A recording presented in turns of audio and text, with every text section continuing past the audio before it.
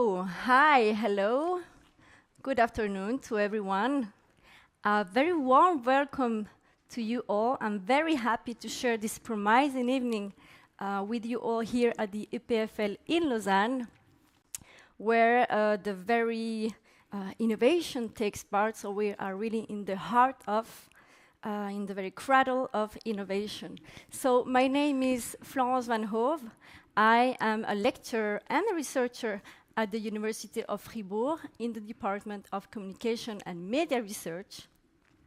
And I am also the Vice President of the Swiss Association of Communication and Media Research, which aims to promote research in these different fields here in innovation, and also to promote the transfer of academic knowledge. Actually, a couple of weeks ago, we hosted the IMI in our own conference we held in Lucerne. So I am very happy to be here and to be part of a more broad conversation about your perspectives and insights. So, as you all guessed, today I'm not here to talk about my own research, which is quite strange for me, I have to say.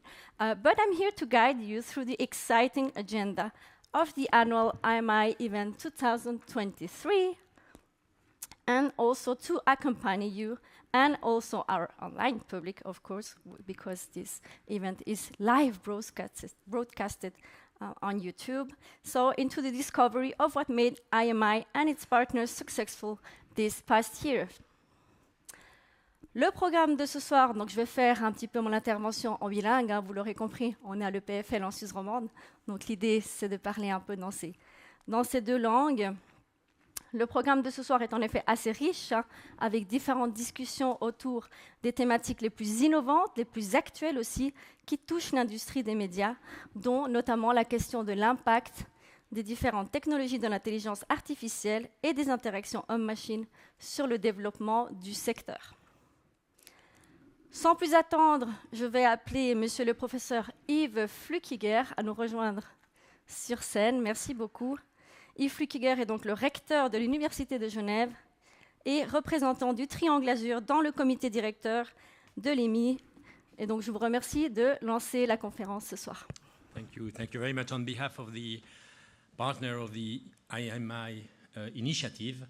I'm mainly Ringier, SSR, and the three universities of the Triangle Azur, University of Neuchâtel, University of Lausanne, and University of Geneva, as well as the EPFL. I'm very pleased to extend my very warm welcome to this annual event.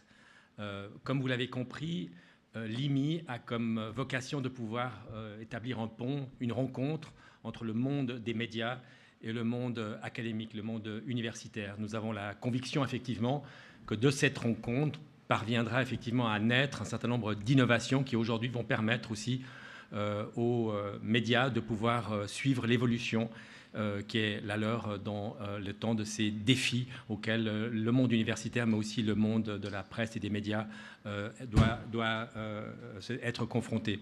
Donc cette relation se fait dans les deux sens. D'une part, effectivement, le monde universitaire, le monde académique est à l'écoute des défis que le monde médiatique doit affronter pour pouvoir amener l'expertise qui existe dans nos différentes institutions.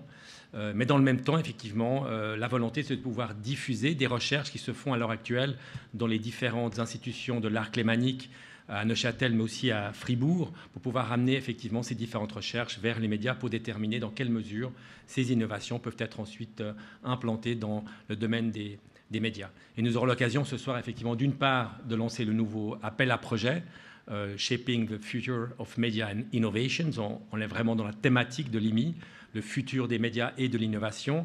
Et nous avons effectivement la volonté de pouvoir apporter la contribution des hautes écoles universitaires à ce défi. Et puis nous aurons surtout le privilège d'entendre un certain nombre de projets qui ont été conduits et menés au sein de l'IMI, en particulier sur l'usage de l'intelligence artificielle dans le domaine médiatique. Et donc, je vous invite véritablement à rester avec nous après la conférence que nous aurons le plaisir de suivre de la professeure Paulssen, de rester avec nous pour pouvoir précisément participer à la présentation de ces différents projets et de prendre connaissance effectivement des perspectives que cela peut représenter pour les médias. Donc sans plus attendre, je passe la parole au directeur de l'initiative Media Innovation et je remercie effectivement de votre présence et je vous souhaite une excellente soirée. Merci à toutes et à tous. Merci beaucoup.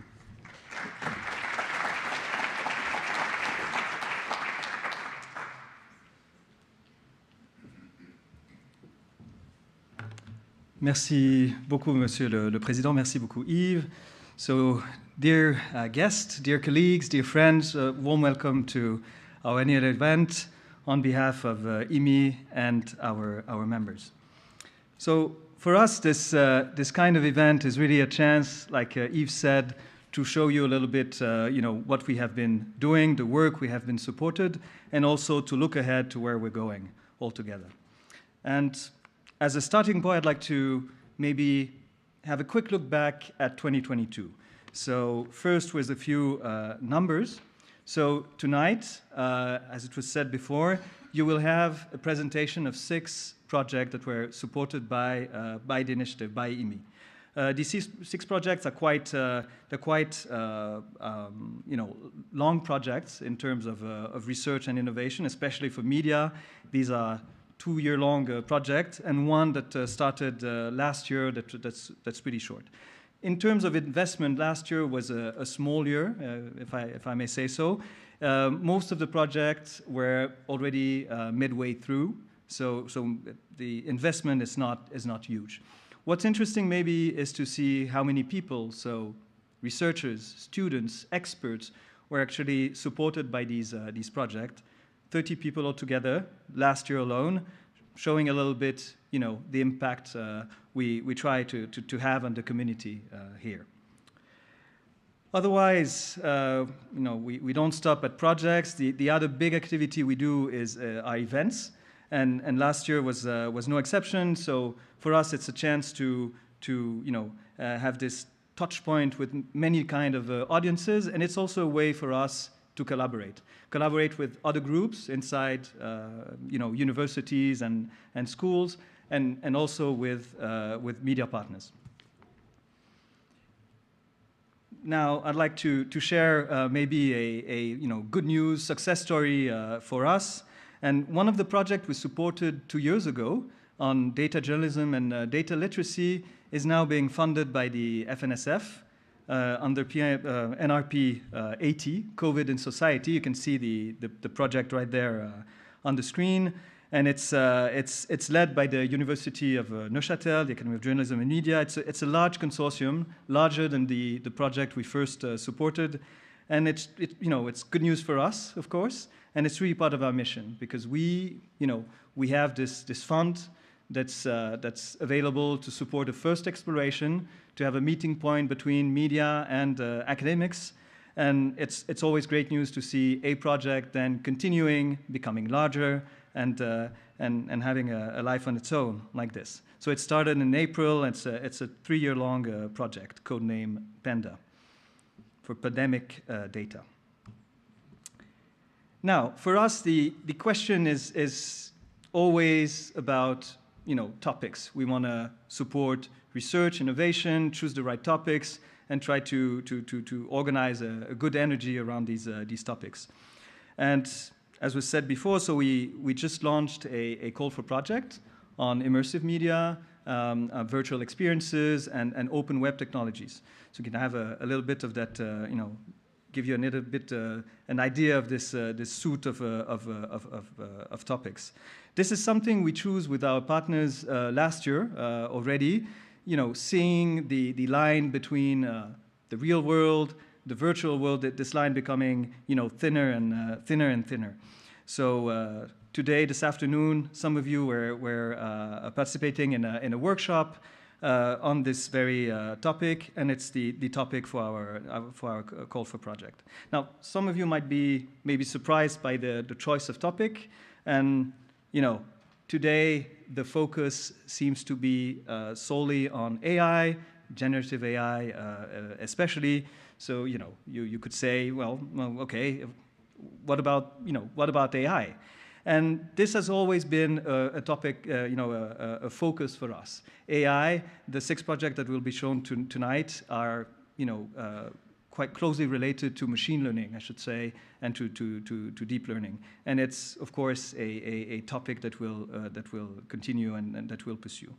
And this was a little bit the idea now this afternoon, looking at immersive media on one side, AI on the other, and saying, they don't work in isolation. So, I have a few comments here. First one is this.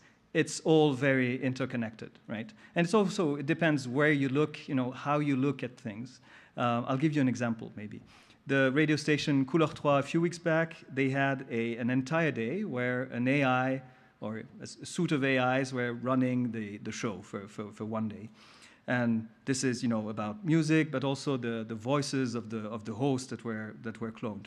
So for Couleur 3, it was a way to, see where AI could push them.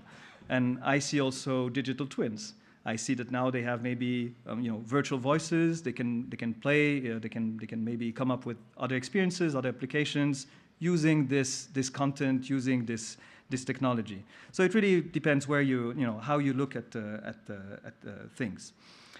And now the second thing is of course hype cycle. So AI is now peak hype. The metaverse. If you take the brand name and the buzzword, it was a year ago. 2016, it was chatbots and so on. And for us, it's really not about the buzzword, about the cycle per se. It's really we want to look at, underneath the words, see exactly the kind of topics that can make, for great exploration. And if you look inside research labs, startups, media companies, these topics are still important and needs to be taken care of, even if ChatGPT steals the show, right? And third point here, complexity. These topics, as you know, are quite complex, and it's not just the methods, the technology, it's the impact on society, it's the regulation issues, it's the ethics. So, more than ever, right now, I think, is the time for media companies, for the industry, to actually, pair with scientific experts to get the right kind of knowledge, but also play in a field where people have, 2 feet on the ground and can really help you make sense of what's happening. So this is the field in which we play. And the way we try to help is, of course, through seed funding, I should say. So we have an IMI research grant that's available. You can follow the link right here.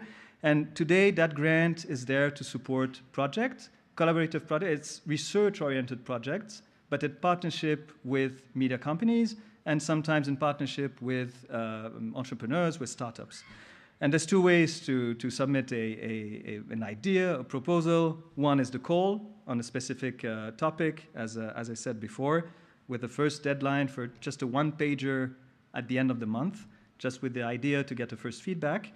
And if you have an idea on other topics, like maybe trust or generative AI, there's also an open submission where you can submit your ideas. You have a summary of the requirements down there. I'll just have one comment there. It's IMI members first, but we're open to collaboration. So if you team up with an IMI member, you can still share your ideas and try to get funding. So it's really open to everybody in this way. Now, this funding from IMI will stay as it is. It's seed funding. It's the first exploration. And what we'll try to do in the future is also to be a bit better with external funding, trying to be more ambitious, trying to work out international collaborations. And this is something we will work on. We now have, with many of you already, some nice groups, small consortiums, and we can try to maybe do this even at a larger scale. Now, apart from projects, I'd like to share some of the things we're now discussing with all our members, and it's about continuing education. So we always, thought our project are a meeting point to find solutions, sure, advanced research, but also to learn from one another. And continuing education can be another way to achieve this, maybe at a larger scale. And we see this as a two-way street. So it's, of course, it's academic institutions that can help, media upskill and be ready to face the next challenges. And actually, media companies have know-how, expertise that's quite interesting for researchers, and this has to do with content production, with scientific outreach. So it can be a two-way program for cross-training. And there you go. So tonight, many of the people involved in the initiative are here. So, later on, when we can cool down, you can come to us with any questions, concerns, and keep the discussion going. I look forward to the presentation of tonight. It will really be we'll go in two directions, of course, with a keynote speech, still very much on the topic of the call, and then more stuff on AI with the project presentation. So thank you very much and have a great evening.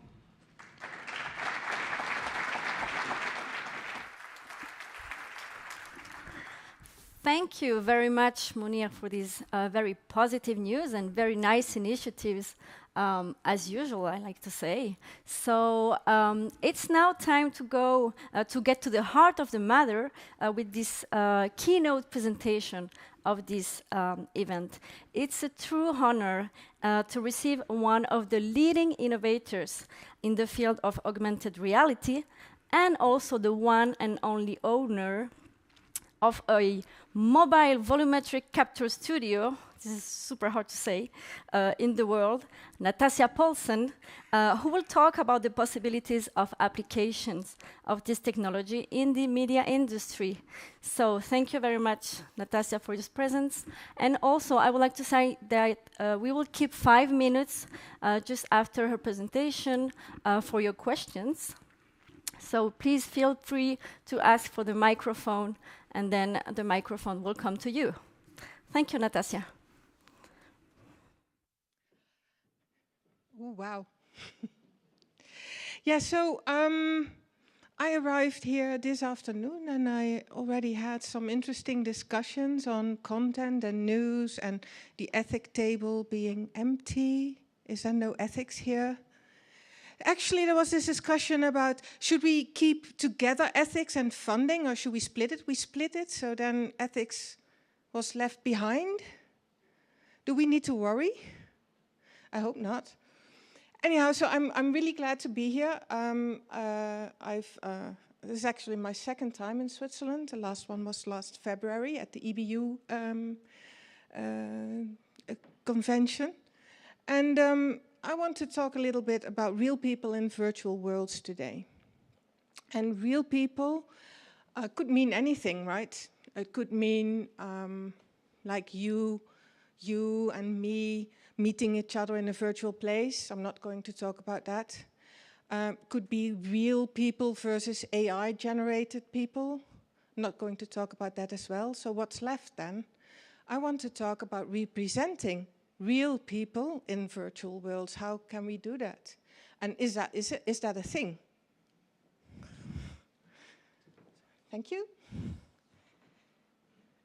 So, real people in virtual worlds. Okay, sorry about that. That's my studio. And I ended up owning one because I'm a little bit hard-headed. I started in augmented reality 12 years ago because I wanted to tell stories, and augmented reality gave me the opportunity of the internet coming out of the computer and taking place in the world around us. And I could tell stories in the world around us. But telling stories, I needed people. And augmented reality, the real world, is a 3D world. And we didn't have 3D people. So then somebody in my team said, well, look at this video. Look at this. This is interesting.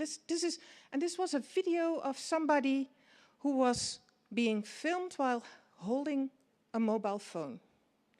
And in that mobile phone, you saw a person that wasn't really there. He was augmented.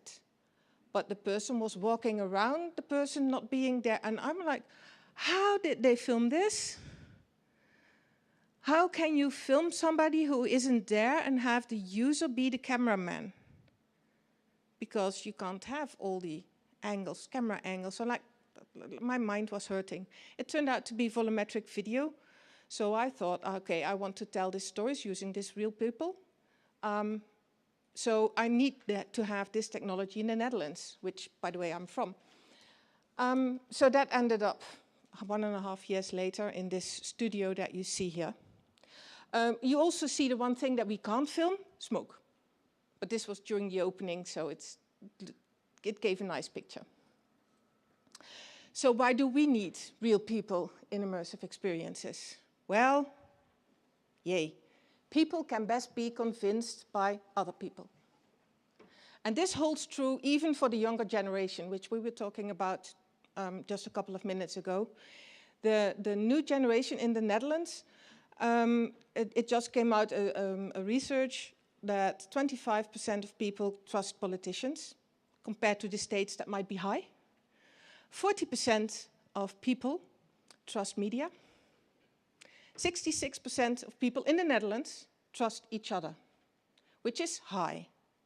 So we need real people. If we want to tell stories, and we want to tell stories, we want to share information, we want to convince other people of things, we want to entertain, we want to do all lots of stuff, we need other people in there.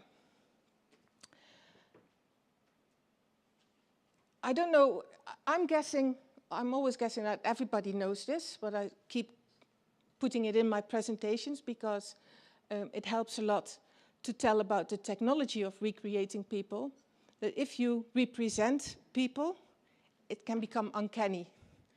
And the thing is that there's this uncanny valley where the trust that people have in the representation of a person that they see drops. So when it becomes more like a real person, the trust drops until you go over that uncanny valley, and then suddenly it becomes sky high. So this is why in current virtual worlds we might, want to converse with avatars that are not lifelike, and we have some trust in them. But once they get better, the trust will drop. This is what this theory is telling us. So we can predict that we have to manage the gap again. I looked up Bunraku puppets, by the way. I didn't know them. They're excellent. So if you don't know them, Google them afterwards. So I can tell a lot about virtual real people, but I want you to try. Because there's a difference between somebody talking about real people in virtual worlds and you seeing them for yourselves. And you might think, that's not possible today. Well, not on a normal day, but today it is. I should have taken my phone so I could have a picture of everybody scanning that QR code. It's one of the benefits of COVID, right? You don't have to explain what a QR code is anymore. You're too far away? Oh, that's... Oh, Bing doesn't take it, yeah. I can't vote for Microsoft, this is other technology. Microsoft actually killed all development in volumetric video last February. Which is good for me because we use other technology.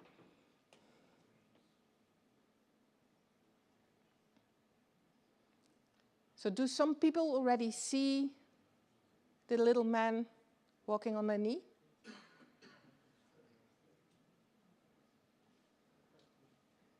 Yeah. Just somebody wave when they have him, and we can continue. Otherwise, I will put this slide on at the end so you can try again.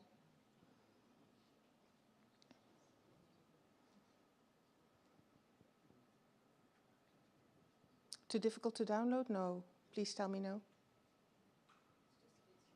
It's a bit, okay. All right, I'll just talk a little bit more then. So there are basically 3 ways to recreate real people. You could, okay, I'm just going to talk 1 minute about the meta-humans. You can create really lifelike humans from nothing. But that's not recreating me.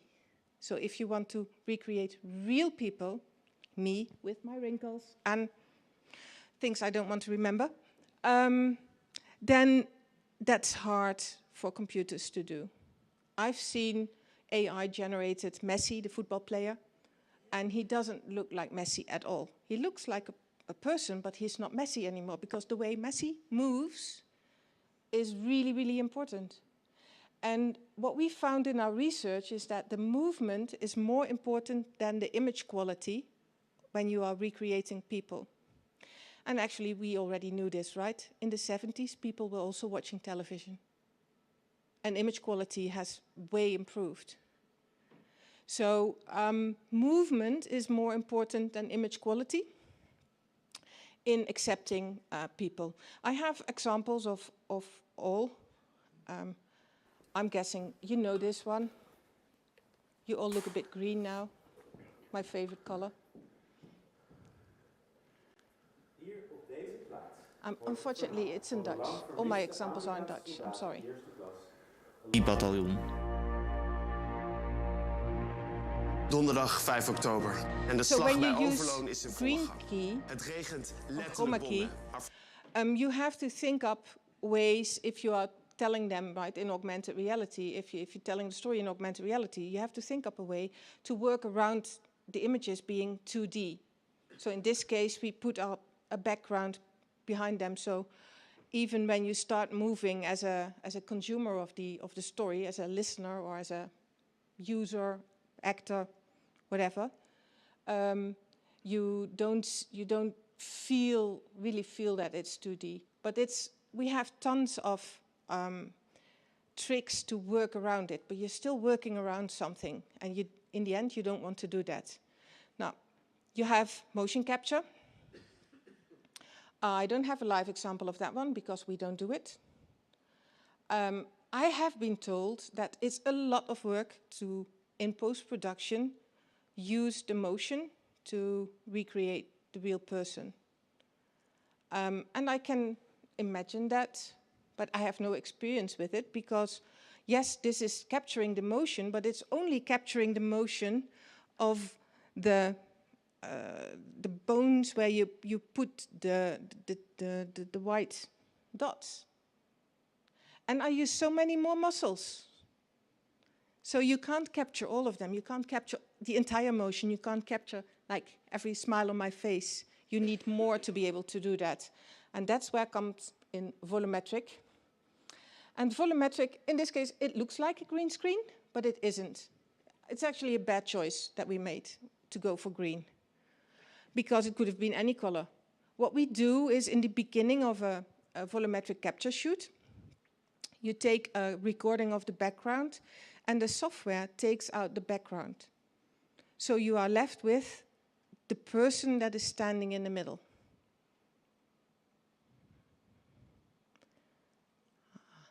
I thought I would have just managed the gap.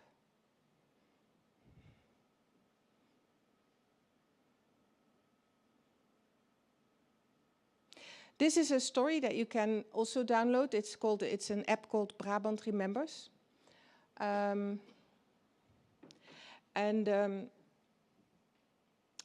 It's telling stories on the locations where stuff actually happened. So location-based storytelling is a real thing. It's one of the big use cases of augmented reality. Anyhow, what I also want to do today is to not sketch like an idea that could happen in the future. I want to show you how you can use these type of technologies today already in media. If you look at the overview of markets for AR and VR, so this is like from the EU last year, you see that media and entertainment is 20% already of all use cases in AR and VR. And if you look into the use cases for volumetric capture, or vocap, sports event and entertainment are 36%.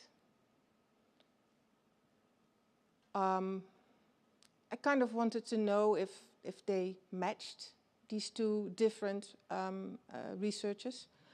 And I made this mapping.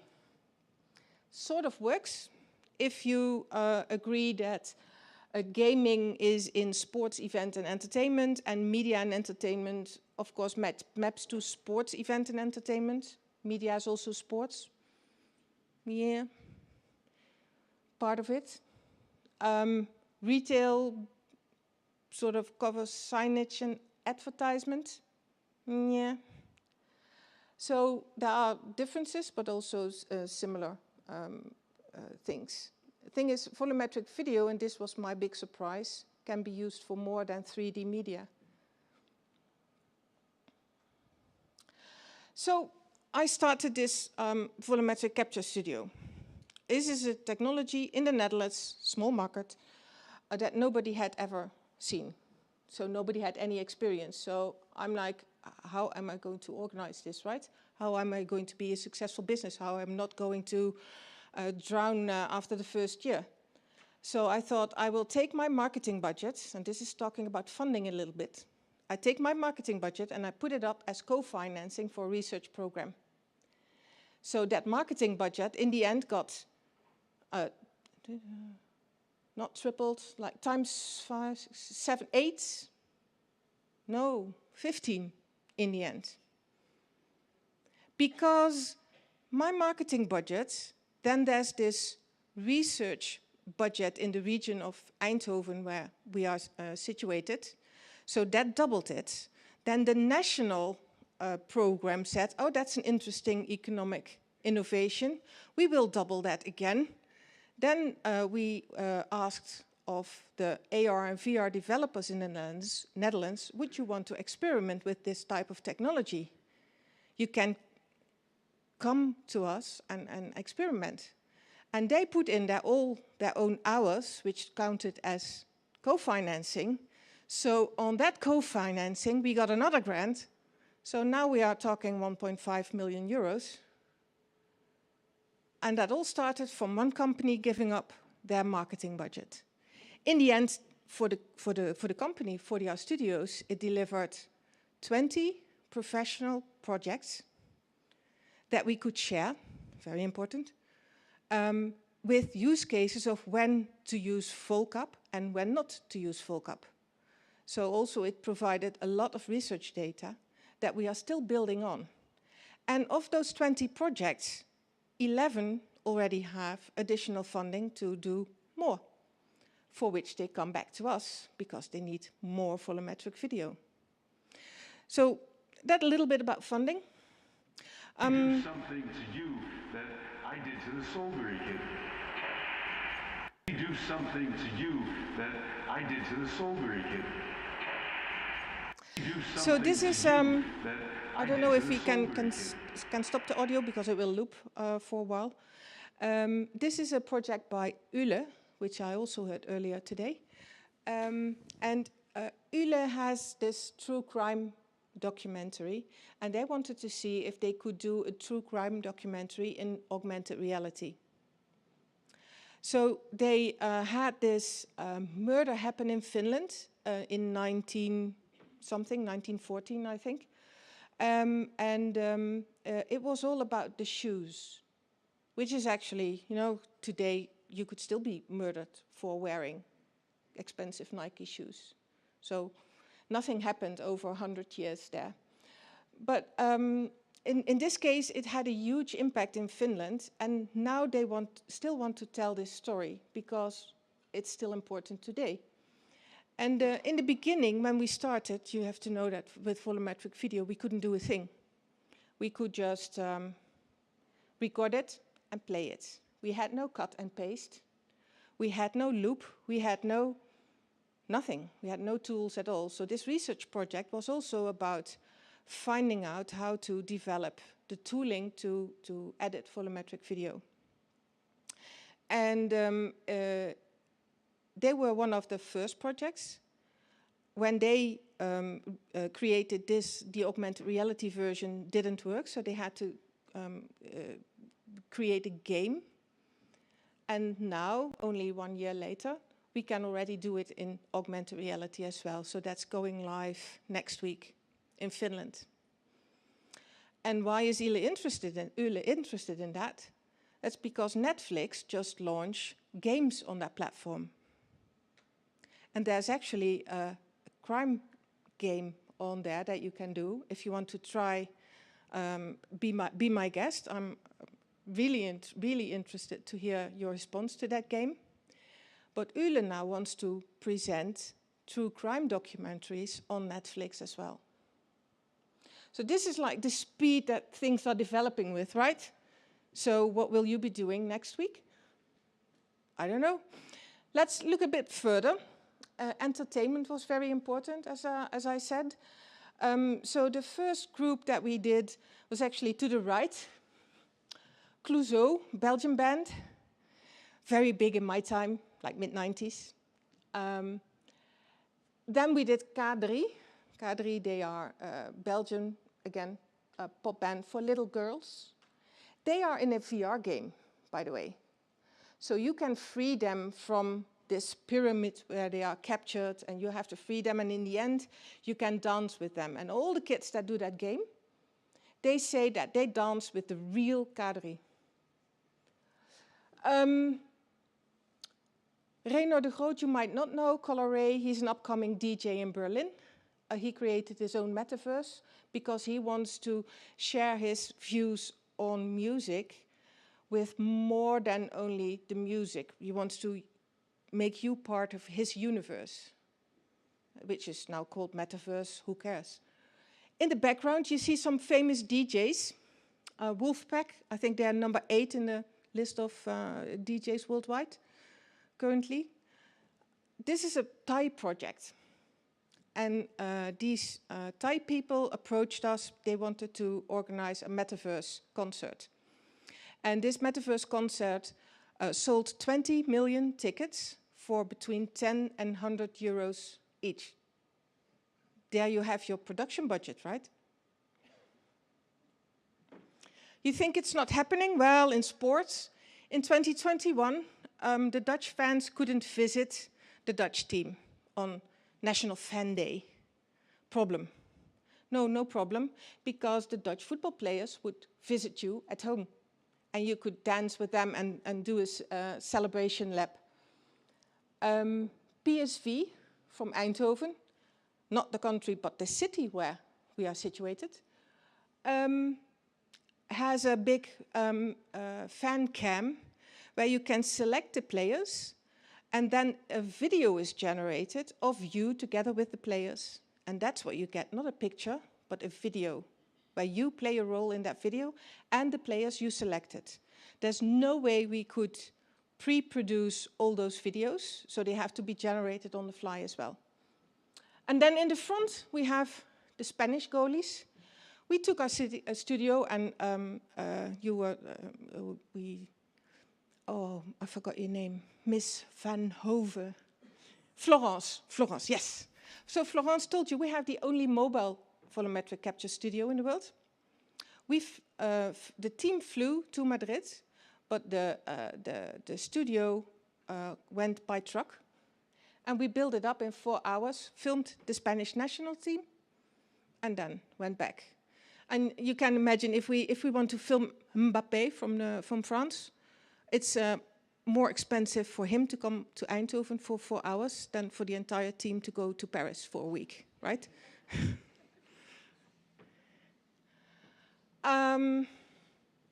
Living history, which is basically my favorite, I have to admit. It's about telling history, historical stories. So back there you see people from Wezen. In the front you see people from Deventer. You see a French mailman from the 18th century. You see a Dutch nurse from the Second World War. In the background, I think that's also Second World War. We do a lot of stories where if you tell them on the location where they happened, it's a completely different story than when you see it on YouTube or on television. So that's also a way to use these real people. So you might think, this is the research that came out of the research program that we did. And it's a validated test. It's called the ITC-SOAPI test. I don't know if it's on there somewhere. But you see that volumetric capture, it's not the best of everything. And nothing is the best of everything, thank God, because that shows that it's real. But very important is, and in VR, you know, you always people say, yeah, interesting, but I get nausea in VR, so it's not for me. What you see is that if they meet a volumetric person in VR, nausea is gone. This is something really interesting that we found, is that once you are in VR, and you know that you are in VR, you see a space and you might like it or you might not like it, but once you see a person, that space becomes not VR, it's just real. And that sounds really funny, but it makes a difference. So the trainings that we organize now in VR, we always put people in there, so we can train soft skills now. Okay. This is one of the last projects that I want to talk about. It's the Imaginary Friend. Imaginary Friend is a story about a little boy. The little boy has anxiety issues. And he invents an imaginary friend, and that's you, the user. You are his friend. You will help him chase the monsters under his bed, help him when the class laughs at him because he has an imaginary friend, because you know you're real, but the class doesn't believe him. His father doesn't believe him. The whole world thinks he's crazy. And you help him deal with all that. And you find out why he needs you. And we even had people coming out of that VR experience saying, yeah, I know in the experience I was the imaginary friend, but from now on, that boy is my imaginary friend. And this tells a little bit about the power of storytelling that you can have in VR once you put in real people. So your story is key. The technology will follow. Don't wait for the tech guys to solve all the issues. Start telling stories using your imagination. And for example, if you want to stay really close to home, you could have live holograms in TV shows. That's not something for over 5 years. We can do that today. But we need to find out when to use live holograms in TV shows, or what impact they have. Is it better or worse, or like all the storytelling details that we need to find out. It's not about the technology. Technology will follow. We could reuse the media archives that we have. You could be in Mariupol before it was in shatters. And you could have a volumetric person walking through old Mariupol, a volumetric person of today, and then transfer the image, the background image, to Mariupol today. Now that has impact. That explains what is happening. We had this huge show in the Netherlands on television, national television,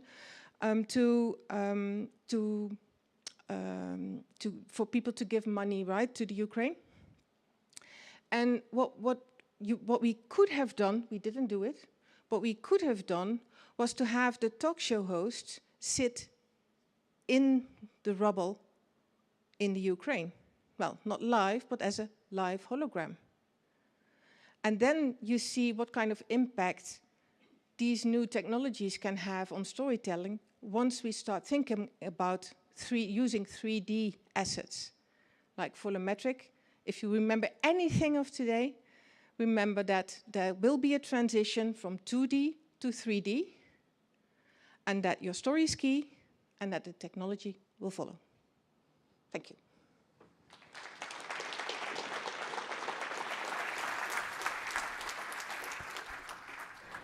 So, thank you very much, Natasja, for this presentation. I would have loved to have an imaginary friend just as that little boy. I would have been a much better person now.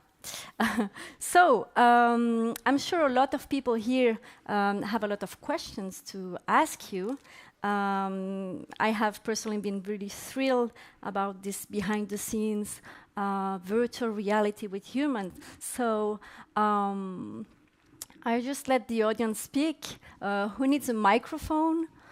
We have 3 different microphones circulating here, so please feel free to raise your hand. Yeah, thank you.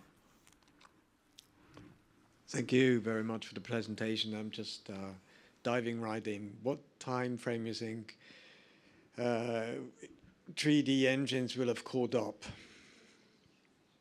to be on par with real humans? What you see now is about developments going really fast, right? You have the meta-humans. Meta-human faces are already very good for a generic new person, but to recreate you, they're not there yet. And you will need much more for that, and you will probably use volumetric as at some stage of generating an existing person that we all know into a virtual version. So the meta-humans first need to develop full body motion that is believable. That will take 2 years, 3 years. Then the same amount for them to recreate real people, existing people. 5 years? That's my guess. Just because like a couple of days ago or a week ago, Unreal Engine 5.2 came out. Yeah. Yeah, but still it's about my movement, right? So you can't copy that into there. So that's one big thing that's missing now. Like if I put, Memphis Depay is my favorite soccer player. If I have him on stage here, the way he moves, I would recognize him out of 1,000 people because of his movement. And they are not able to copy that at this point. So that's why I think 5 years before we see it applied. Thank you for your question. So can you give us an idea about the cost of this type of projects nowadays in terms of time and also storage requirements and yeah, budget in general? And you talk about metaverse. Is this stored in a blockchain or in a decentralized network? Where are you storing this data? So we are storing this data locally because uploading it to the cloud takes more time than actually rendering it. We have on-site 160 terabytes and it's full all the time. That's the raw data. Then you start processing and in the end it works on a mobile phone. So it goes like this. We have 48 cameras with a 4K resolution per camera times 30 frames per second or 60 frames per second if you want. So if you multiply that out, you will see that the raw data is really, really large. But the computing system that's in between there reduces that a lot. So when we started, we actually opened 3 months before COVID hit. It's a really great time to be a startup. And when we started then, 3 minutes of volumetric was 1.2 gigabytes. And now we can do the 3 minutes without you seeing any difference, without any loss of quality, in under 200 megabytes. So that's on the storage side. Then on the cost side, it's expensive depending on your context. right? What is your alternative? Is your alternative Mbappé coming to... Yeah. So, yeah, that really depends. It's really hard to say. The processing takes a lot of time, so all that processing time needs to be taken into account. Can't do it in the cloud yet. Why not? Well, simply because there aren't enough projects. If we have enough projects, we know how to build it for the rendering in the cloud, but we don't do it yet because we still have capacity in the studio. So why then go to the cloud? If we go to the cloud, we call Amazon. We say, can you upload these 160 terabytes? So they will drive by with 2 cars and each have a 80 terabyte NAS, and they promise that they will have this data of ours transferred to the cloud in 2 days, which is like the most efficient process. So it's like mind-boggling at the moment, but these are all technology issues, and they will be solved over the coming years. So, yeah. Yes, it's expensive, depending. Do we have more questions?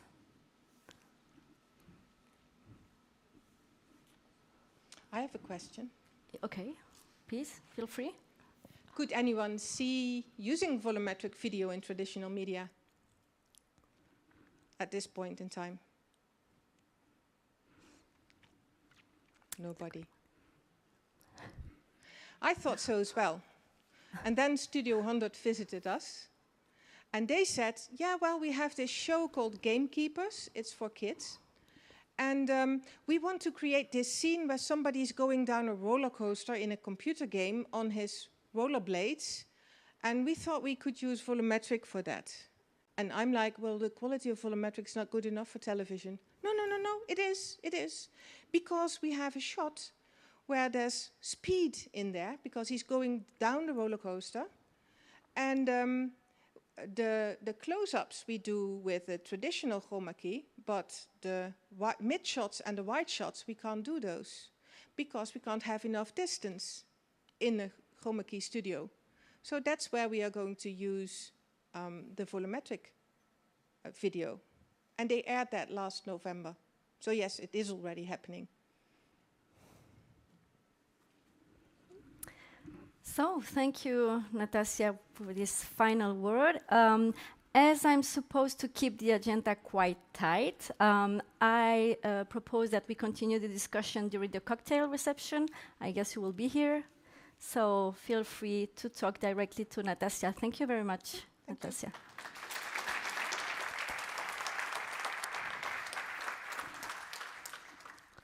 So, as you already know, this event will also mark the launch of the new IMI call for projects. We already talked a bit about it. The theme will be shaping the future of media and society, multidisciplinary projects on immersive and connected experience and the open web. So, at the beginning of this afternoon, we had a speed dating workshop. So a speed dating workshop took place to incentive first ideas and also to foster new applications that could lead to innovative concepts and projects in regard to this thematic.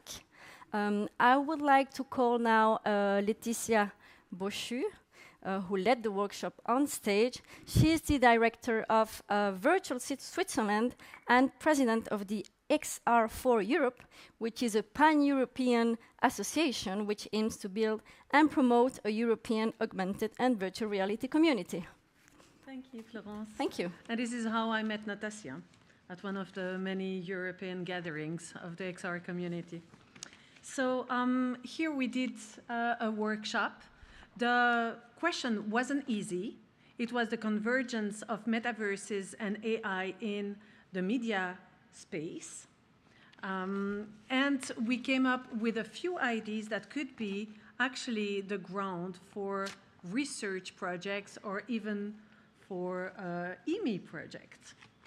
So we had one on trust, privacy, and security, because we asked the participants to actually find a category that would suit them according to their needs, the opportunities, or the research questions they would want to work on. And then we clustered all the post-its and the IDs according to specific themes and topics. And so we came up with a few, and I will read or try to summarize some of the big ideas that came up. So about trust, privacy, and security,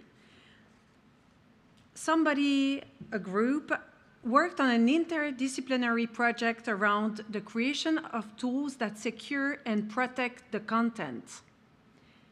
And these tools would be used as use cases in scenarios, and these use cases would actually demonstrate the usefulness of the tools. And then the third part would be to disseminate those security tools to the public and also to those who influence legislations. So it was quite a very elaborate project proposal.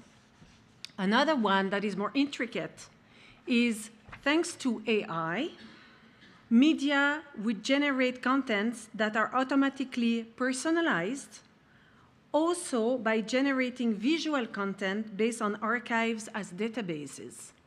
So it would be a loop, actually. You would get a content, you would, as a media content producer, journalist, you would generate personalized content that would also directly generate visual content associated with that text content. And that would all be based on existing archives. Then there was the idea for an observatory of media funding that would lead to optimized business models in the media and for funding this media. Then about fake news and bias, there was this idea that data could feed the AI in real time and sort out what is fake news and bias. And then the data would be based on knowledge that would be also filtered by integrity, traceability, and decentralization. So a lot of AI-powered ideas here. And then there was one that was really hands-on about youth engagement, how to create news and connect with young ones in a collaborative way. And by youth, they meant 5 to 15 years old, so a young public. And could immersion help? Like we've seen with Natasja, it could. But what factors would influence this news? And so we can jump back on the other AI-generated contents. So those were the outcomes of our workshop, and I think those are great ideas. If you want to delve a bit more on those, please mingle or come to us, Mouni or I, and we will try to put you in touch with those who generated these ideas so that you can submit a proposal for the IMI call for projects. Thank you.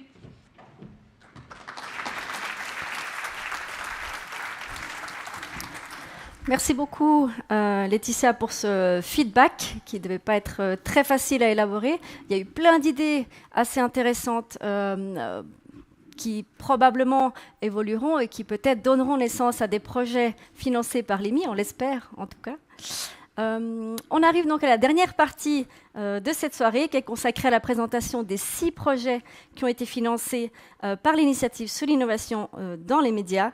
Les thématiques sur lesquelles portent ces différents projets sont variées et témoignent du réel potentiel d'utilisation des technologies de l'intelligence artificielle dans les médias. I am very pleased to welcome Professor Alexandre Alahi. Is it well pronounced? I'm not sure.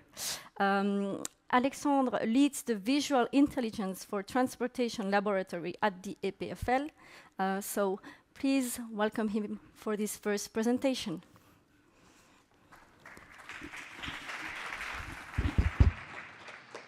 Thank you. It's a great pleasure to be here. C'est un plaisir d'être ici. Merci pour l'invitation. Thank you for this invitation, for this funding.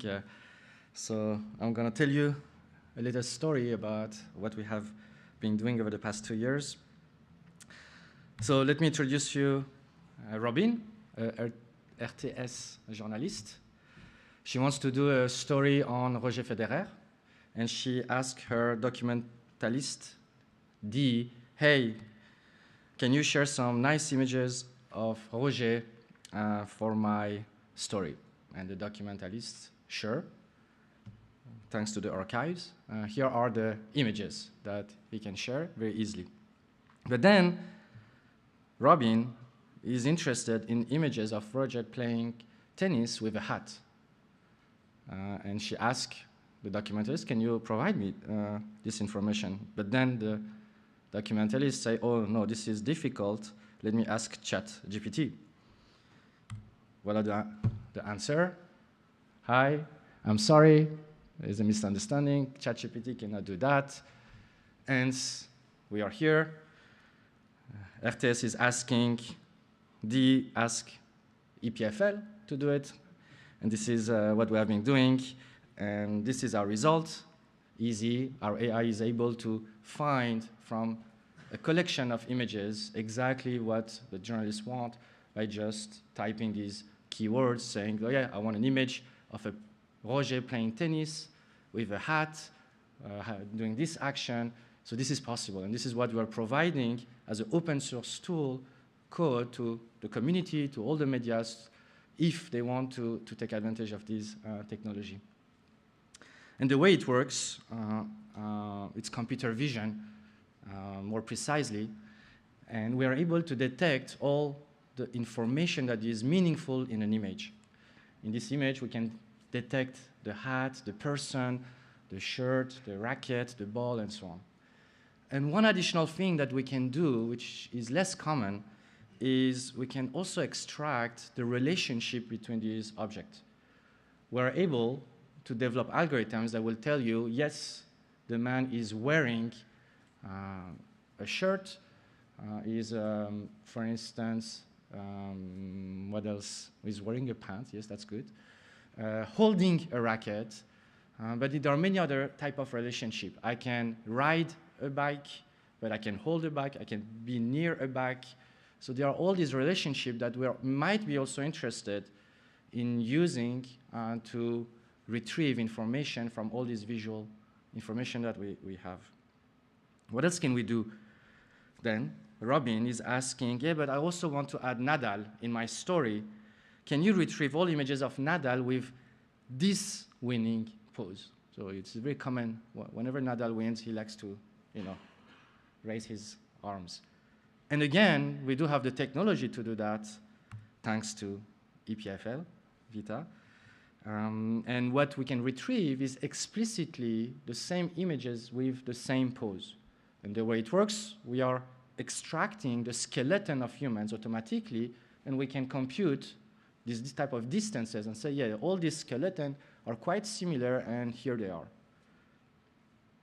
So, in short, this is what we are offering, and that's thanks to IMI. This is what we have developed and made available, which is a set of tools, software that you can use to label all your visual data, all your images, all your videos that you have, and you can then search with these keywords, with these semantics information. You can search with object classes, human pose, skeletons, actions, what kind of action are humans doing? Are they standing, walking? And also the relationship that might exist between humans or human object in a scene.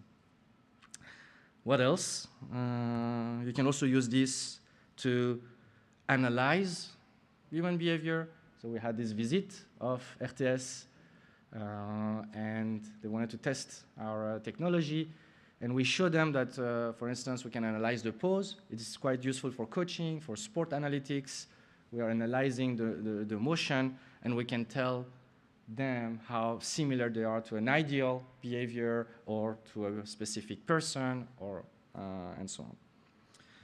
So now I'm going to share a live demo, thanks to some of our researchers who work here, days and nights. Céline is here. Let's thank her at the end of this demo and hope for the best. She really has worked a lot and hasn't slept a lot for the past days and week. So let's see. So this is an online demo that is available to the public.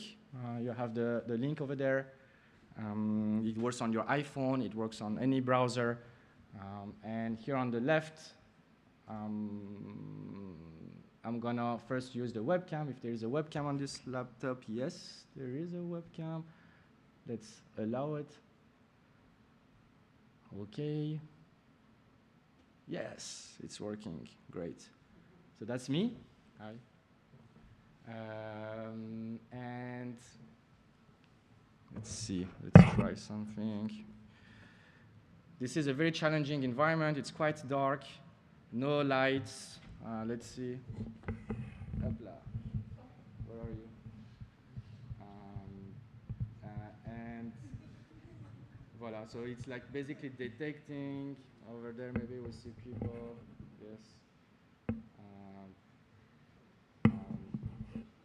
Let's see on myself and voila. I'm far enough. Good lighting condition. It works quite well. Let's see. And for instance, right now, you see me with a few key points on my body, but we can increase the resolution. So we can, for instance, ask the algorithm to detect much more, to have much more details on the human skeleton. So understand the hand. We have about 60 information on your face. Yes. Oh, you want? Thank you. Merci. And to get all these details on human skeleton, and this is again, as you see, real time. We are grabbing the image from this laptop, sending it to our office. We have a desktop in the lab, running the algorithms, sending back the results. So the reason it's quite slow is actually internet connection. We're also like reducing the image to a very, very small size so that it's quite fast. But in practice, it works on high resolution, and it would have detected all of you if we would have used the high resolution images. So we have a lot of this method available. You can try them. We also have fun animation. You can analyze all of our key points across time. You can visualize them, you know, and do some analysis. Sorry. What kind of way? So we have all these algorithms. For instance, we do have analytics. Let's go into analytics. And let's see this video of our journalist from RTS who came in the lab, and we can play it. Let's see, voila. And what you see is really the angles of some of the body joints. So I can turn on some angle. I can decide which angle I want to analyze and play it again, and so on. So these are, if you want to understand, you know, analyze some of your behaviors. And then there is another demo that made our researchers quite busy. Let's see if I'm able to also open it.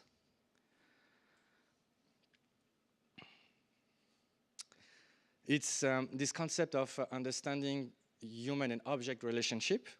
So I see them quite stressed over there because until 1 hour ago it was not working. So let's see. And this concept is referred to as scene graph, which is extracting a graph from an image. A graph has nodes and edge. A node can be an object, and an edge is the relationship. So let's see. We took an image of Nadal, and we are trying to basically extract this relationship. So here, for instance, we are showing you that the algorithm detected a man holding a racket, and it's actually showing the man and the racket and the relationship. So we can look at in 3D that relationship extracted from that image. We have different type of relationship: an object, hand, handle an arm, finger on an arm, and so on. A man. So let's see, we have another image. Robin, another journalist. And here, for instance, it's a chair with a table. So you see this relationship here that we are showing in 3D, extracting from the image this relationship. Here there is a shirt with a man, and it's true that there is this man behind that is extracted. We have the chair. What else we have? A boy behind a woman. Yes, that's indeed what's happening in this image. There is this boy behind this woman that is also extracted as a relationship. So now they can be relieved. It's working. And then maybe I wanted to thank them again and congratulate them. Bravo.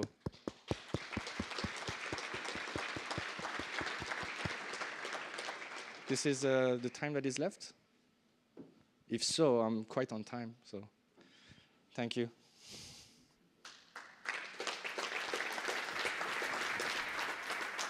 Do we take questions? No questions? Questions or no questions? Oh, I have the responsibility. We have 3 minutes. If we still have 3 minutes, then I would say you can go for a question, of course. Any questions? Use cases. Well, the story was not good enough. So, you know, I mean, RTS wants to do a lot of stories. Each time they want to do a story, they need images for their stories. For instance, I want Macron shaking the hand of X. I want of this one. Well, shaking the hand is a relationship. I want two people shaking the hand. So you want to be able to retrieve relationship between humans. For instance, I don't know, a man throwing a frisbee. Throwing, the act of throwing is a relationship. A person watching TV. Watching is a relationship. So we want to extract all these relationships between humans and objects.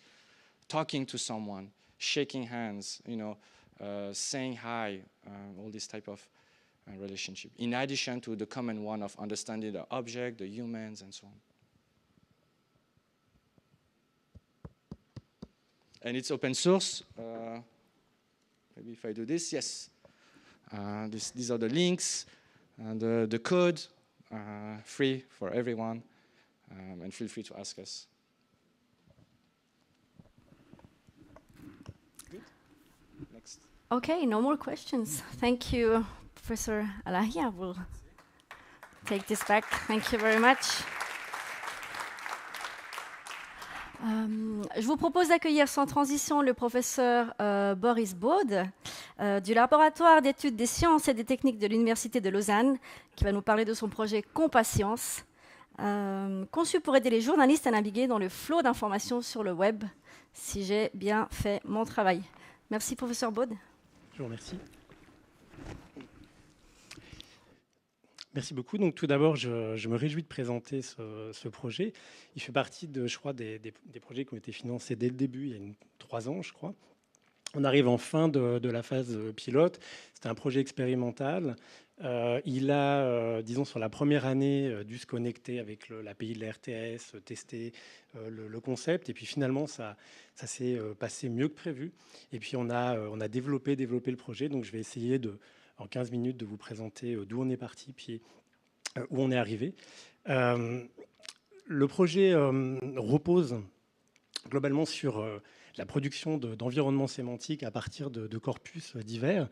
Là, en l'occurrence, l'idée pour nous, c'était vraiment de proposer une exploration interactive de corpus textuels. Le terme interactif est important puisque vraiment, l'enjeu pour nous, c'était de pouvoir naviguer dans des données les plus diverses possibles, et peu importe leur nature, dès lors qu'elles sont textuelles. Le projet, bien entendu, a fait l'objet du soutien de l'IMI, qu'on remercie beaucoup, parce que vraiment la qualité de la relation a été pour nous très très bonne.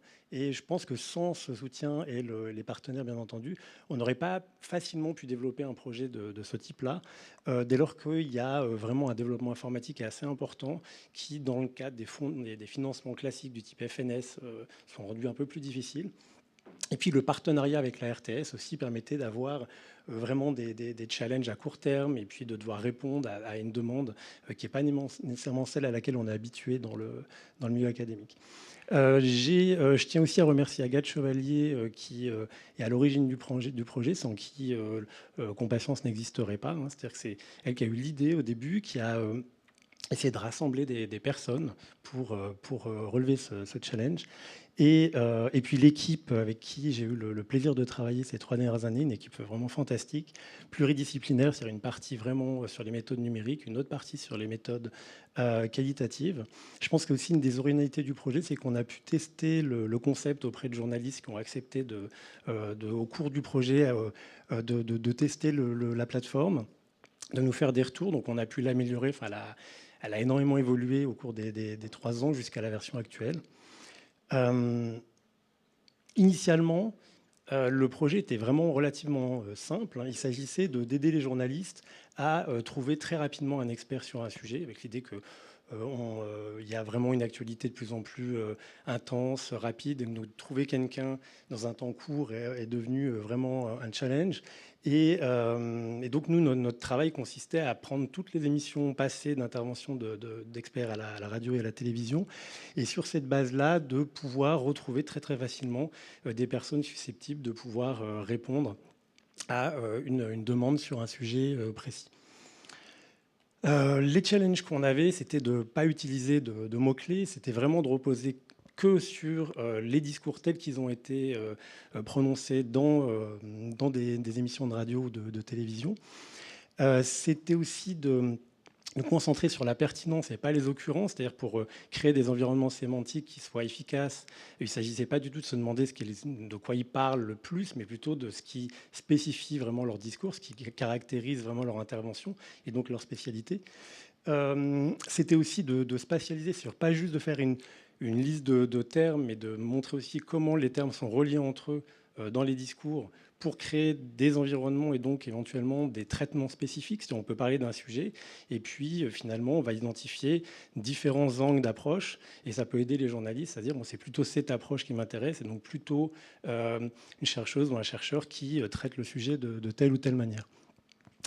On avait aussi un enjeu de rendre les sources explicites, ce qui, dans le traitement du langage actuel, n'est pas toujours facile, c'est-à-dire de pouvoir toujours remonter aux émissions qui ont été utilisées pour produire l'environnement sémantique. Donc, on devrait faire un traitement sur l'ensemble des émissions. Mais par contre, une fois qu'on a produit un environnement, on peut avoir une idée de toutes les émissions les plus représentatives de l'environnement et puis aller les vérifier, et puis vérifier si, par exemple, la personne qu'on a identifiée, concrètement, en fait, parle bien du sujet qui nous intéresse et pourrait être sollicité dans le cadre d'une émission. Par exemple, les approches actuelles du type le modèle de langage large permettent pas ça, parce que structurellement, ils ne sont pas faits pour ça. Donc actuellement, il y a de la recherche qui tend à pouvoir reconnecter ces deux mondes-là. Mais disons que nous, c'était un impératif vraiment de pouvoir rendre explicite vraiment et expliciter vraiment l'origine des données. L'idée, c'était aussi de faire ça en temps réel. Alors, ça a l'air de rien, mais lorsque on a, disons, autant de données et qu'on n'a aucune idée de ce que la personne va chercher, de pouvoir aussi faire ça dans un temps très court qui permet de répondre à cet impératif vraiment d'urgence, c'est-à-dire rapidement je dois trouver quelqu'un, nous a, disons, imposé quelques contraintes. Il y avait aussi une autre contrainte qui était d'exploiter les métadonnées, donc toutes les données qui sont associées à l'intervention du type l'institution, le genre, l'émission, donc qui permet aussi là de spécifier la recherche. Si par exemple on veut diversifier les interventions sur un sujet particulier, le projet va permettre de le faire. Et puis d'automatiser totalement le processus. C'est-à-dire l'idée, c'est de ne pas intervenir sur les sujets pour ne pas avoir de mauvaises surprises si à un moment quelqu'un cherche sur quelque chose qui n'est pas prévu et puis finalement on aurait des résultats étranges. Donc nous on ne veut pas tester toutes les questions possibles. Donc il faut absolument, il n'y a pas d'exception dans le traitement du langage. Par exemple, on n'utilise même pas de stop word pour les gens qui connaissent ça. C'est-à-dire le traitement il est vraiment totalement automatisé. Et puis l'objectif final, c'était un peu la bonne surprise dans ce projet. Ça a été de généraliser en fait à n'importe quel corpus, notamment parce qu'on avait un problème. On remarquait que c'est souvent les mêmes personnes qui étaient invitées, les mêmes chercheuses et chercheurs. Et puis finalement, le dispositif risquait de renforcer cet effet-là. Et donc, on a créé un système qui permet de régler ça sur la base des interventions dans les médias, en trouvant plutôt que les gens qui interviennent le plus ceux qui sont vraiment spécialisés dans le domaine, mais ça ne suffisait pas. Et donc, on s'est dit qu'on allait utiliser aussi la base du Fonds national de toutes les requêtes déposées par les chercheurs et les chercheuses ces 20 dernières années. Et donc, avec cette source alternative, eh bien, de trouver des personnes qui n'interviennent pas dans les médias, qui ne sont pas identifiées, mais qui font de la recherche sur un domaine. Et donc là, on avait une contrainte linguistique, parce que les requêtes sont en allemand, sont en français, en anglais, en italien. On devait aussi voir si le même système fonctionne sur des données qui sont de nature différente. C'est-à-dire une requête, c'est pas rédigé du tout de la même manière qu'une intervention dans les médias. Et puis, le dernier challenge qu'on s'est imposé, c'est de généraliser aussi la spatialisation. C'est-à-dire que le projet initial, c'était d'identifier des experts qui parlent d'un sujet. Mais là, on s'est dit que finalement, on pouvait le généraliser au genre, à la discipline, à l'institution, à l'instrument de financement du Fonds national. Et donc, on pouvait finalement spatialiser des termes et n'importe quelle métadonnée associée au terme. Alors, ce que je vais faire pour la suite, c'est vous montrer des exemples, parce que sinon, c'est un peu abstrait tout ce que je vous raconte. Notamment donc l'interface. Donc voilà un exemple d'environnement sémantique qui est la partie centrale. À droite, on a un panel qui va avoir tous les termes associés, les experts et puis les émissions. La recherche en haut dans la query, des vues alternatives et puis des petits outils d'interaction sur l'environnement sémantique et des préférences qui permettent de changer la langue de l'interface ou les données. Ça, par exemple, c'est une vue alternative. Cette vue, elle permet d'avoir un dashboard synthétique.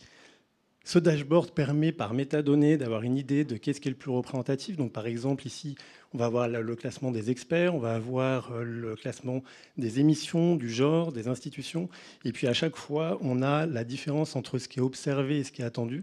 Donc, par exemple, sur adolescence et Instagram, on voit qu'Olivier Glacé, d'ailleurs, qui est dans la salle, représente bien le domaine. Ici, on a l'évolution dans le temps du traitement.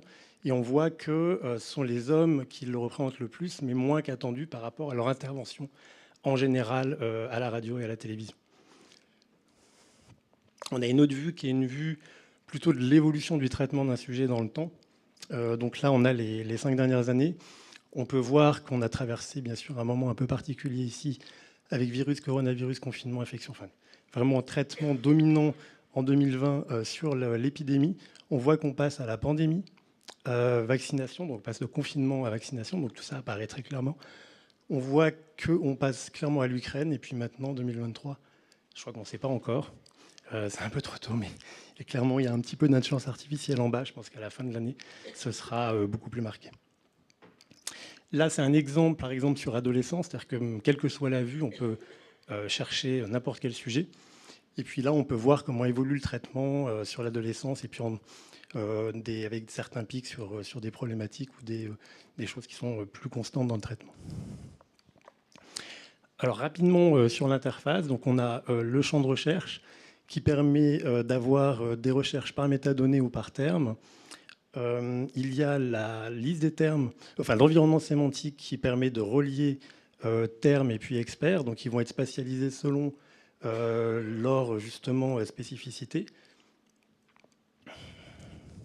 On va avoir ici la liste des termes classés des plus pertinents aux moins pertinents, et puis avec une intensité qui est plutôt l'occurrence. Donc ça permet de voir que, par exemple, sur réchauffement global à l'UNIL, on va avoir des questions. Je ne vois pas le rouge, alors je suis désolé, j'ai du mal à le repérer. Mais disons, vous pouvez voir que, par exemple, en haut, on a géosciences ou réchauffement qui est très associé. Altitude, c'est occurrent. Mais en bas, on va avoir, par exemple, mètre, c'est occurrent, mais beaucoup moins pertinent. Donc ça permet de, nous, on classe surtout par la spécificité, puis on a quand même une idée de l'occurrence avec l'intensité juste des termes. Après, là, on a la liste des experts qui sont associés au domaine, donc réchauffement climatique, depuis l'UNIL. On a la liste des sujets, donc toutes les émissions qui ont un rapport avec ce sujet d'experts, des experts de l'UNIL, les métadonnées, et puis on peut cliquer et aller voir directement l'émission. Donc, quelle que soit la recherche, on peut toujours remonter aux émissions. Et nous, on travaille sur ça. C'est-à-dire, en fait, on a vraiment du texte brut avec bonjour à toutes, bonjour à tous. On a des problèmes de speech to text du type collapsologie qui devient collapsologie. Et donc voilà, le traitement du langage, pour ceux qui connaissent, c'est un petit peu délicat. Et puis quand on est dans de l'oral, c'est encore plus compliqué. Puis après on a du speech to text, on est dépendant de cette étape-là. Mais globalement, voilà, nous on passe de ça aux environnements que vous avez vus. Donc après pour les queries, qui est vraiment notre façon de travailler, on va partir, on peut prendre l'UNIL, une institution, on peut prendre une autre institution comme l'Université de Fribourg. Là, on a juste le paysage des interventions médiatiques et des personnes qui interviennent. On peut voir par faculté aussi. On peut voir en fonction du genre. Donc on peut aussi se dire là, ce qui nous intéresse, ce sont les femmes de l'UNIL, de quoi elles parlent. On voit qu'elles parlent beaucoup des femmes, peut-être parce que les hommes, on ne parle pas assez. Et si on regarde de quoi parlent les hommes, ils parlent de sport, ils parlent de passion.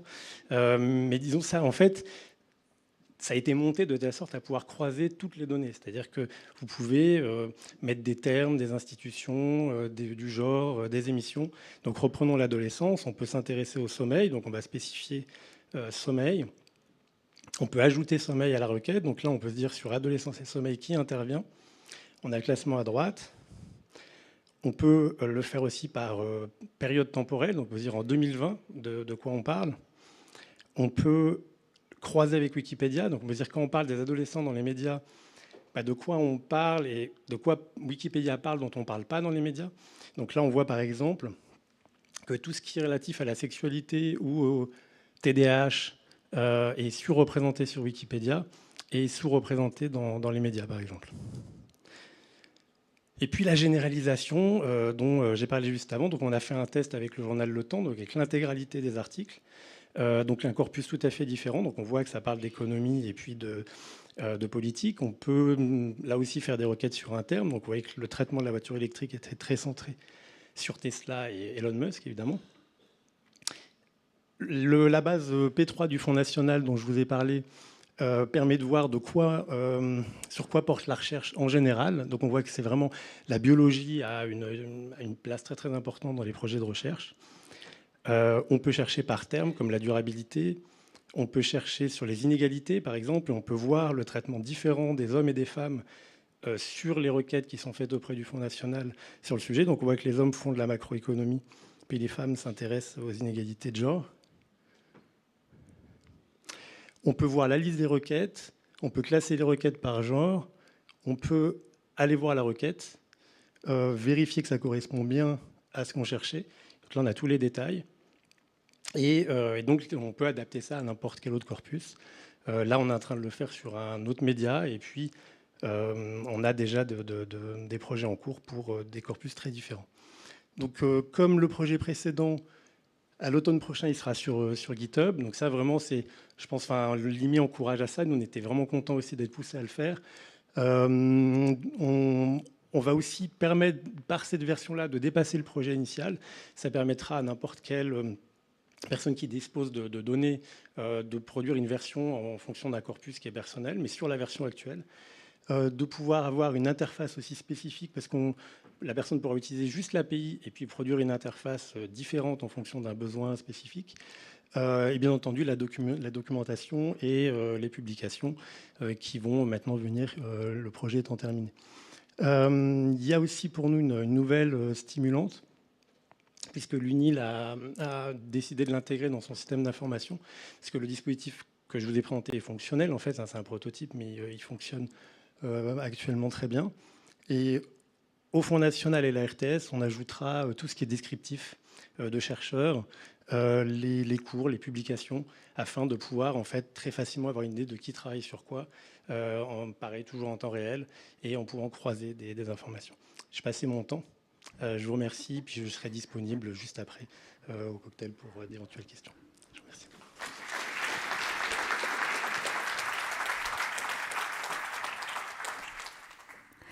Très bien, merci beaucoup, professeur Baud. Vous avez été excellent dans la gestion du timing.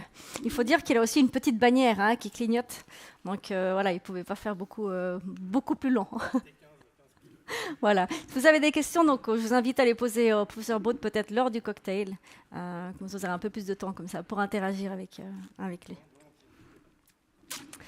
Très bien, donc une toute autre thématique maintenant, puisqu'on va évoquer l'application de la traduction automatique dans l'amélioration des sous-titres des émissions avec un projet porté par Pierrette Bouillon du département de traitement informatique multilingue de l'Université de Genève. Bienvenue, Madame Bouillon.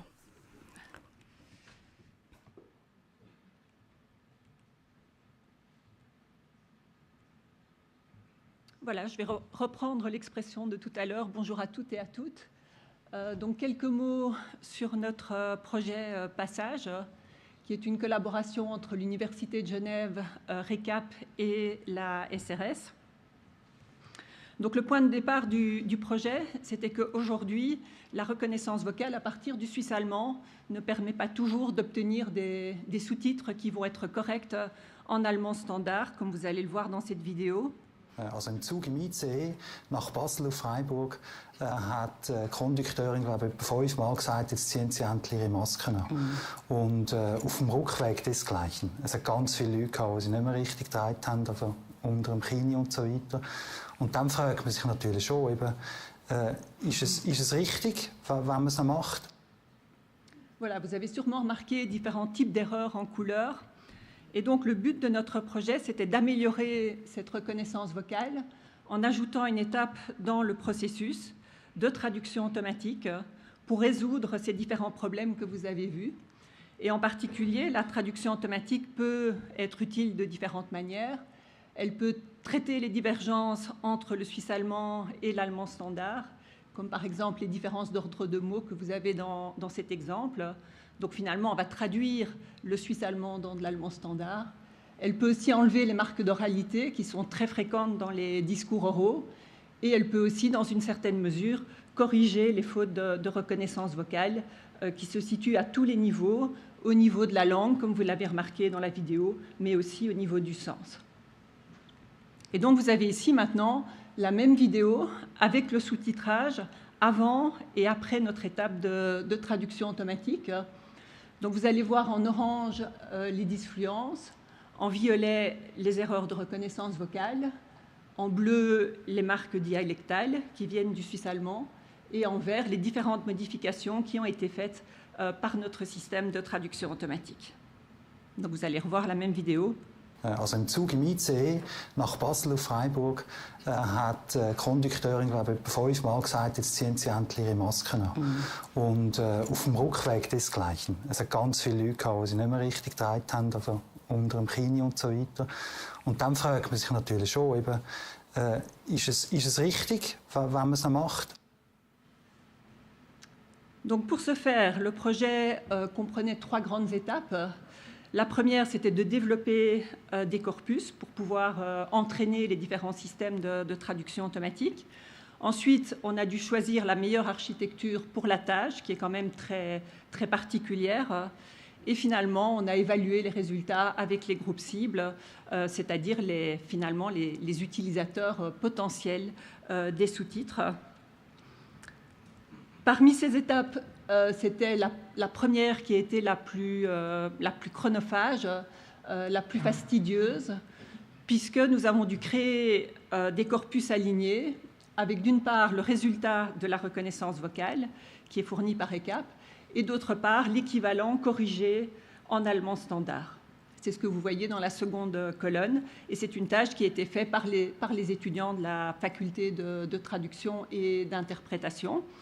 On a aussi récupéré les sous-titres humains, même si ceux-ci sont souvent condensés, ils sont segmentés autrement, et donc ils ne convenaient pas directement pour notre tâche, qui était bien une transcription automatique et pas une condensation, qui est une étape finalement ultérieure dans le processus de sous-titrage.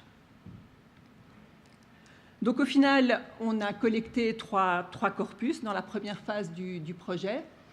Un premier corpus avec bilingue, donc reconnaissance vocale, correction, avec donc les émissions TV qui nous intéressent ici. On a aussi collecté un corpus avec les données du Parlement suisse qui ont été alignées avec notre reconnaissance vocale.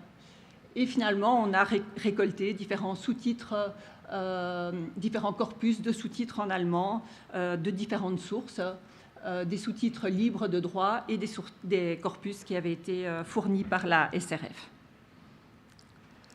Donc avec ces données, on a pu développer différents types de systèmes, des systèmes de traduction automatique, donc statistiques et neuronaux, des systèmes de post-édition automatique qui vont apprendre les changements à faire au niveau du mot. Donc, est-ce qu'il s'agit d'une substitution d'un mot par un autre? Est-ce qu'il s'agit d'un ajout, etc. Et finalement, bien sûr, on a aussi utilisé les modèles préentraînés qui se sont beaucoup développés à la fin du projet et qui ont été spécialisés avec nos données.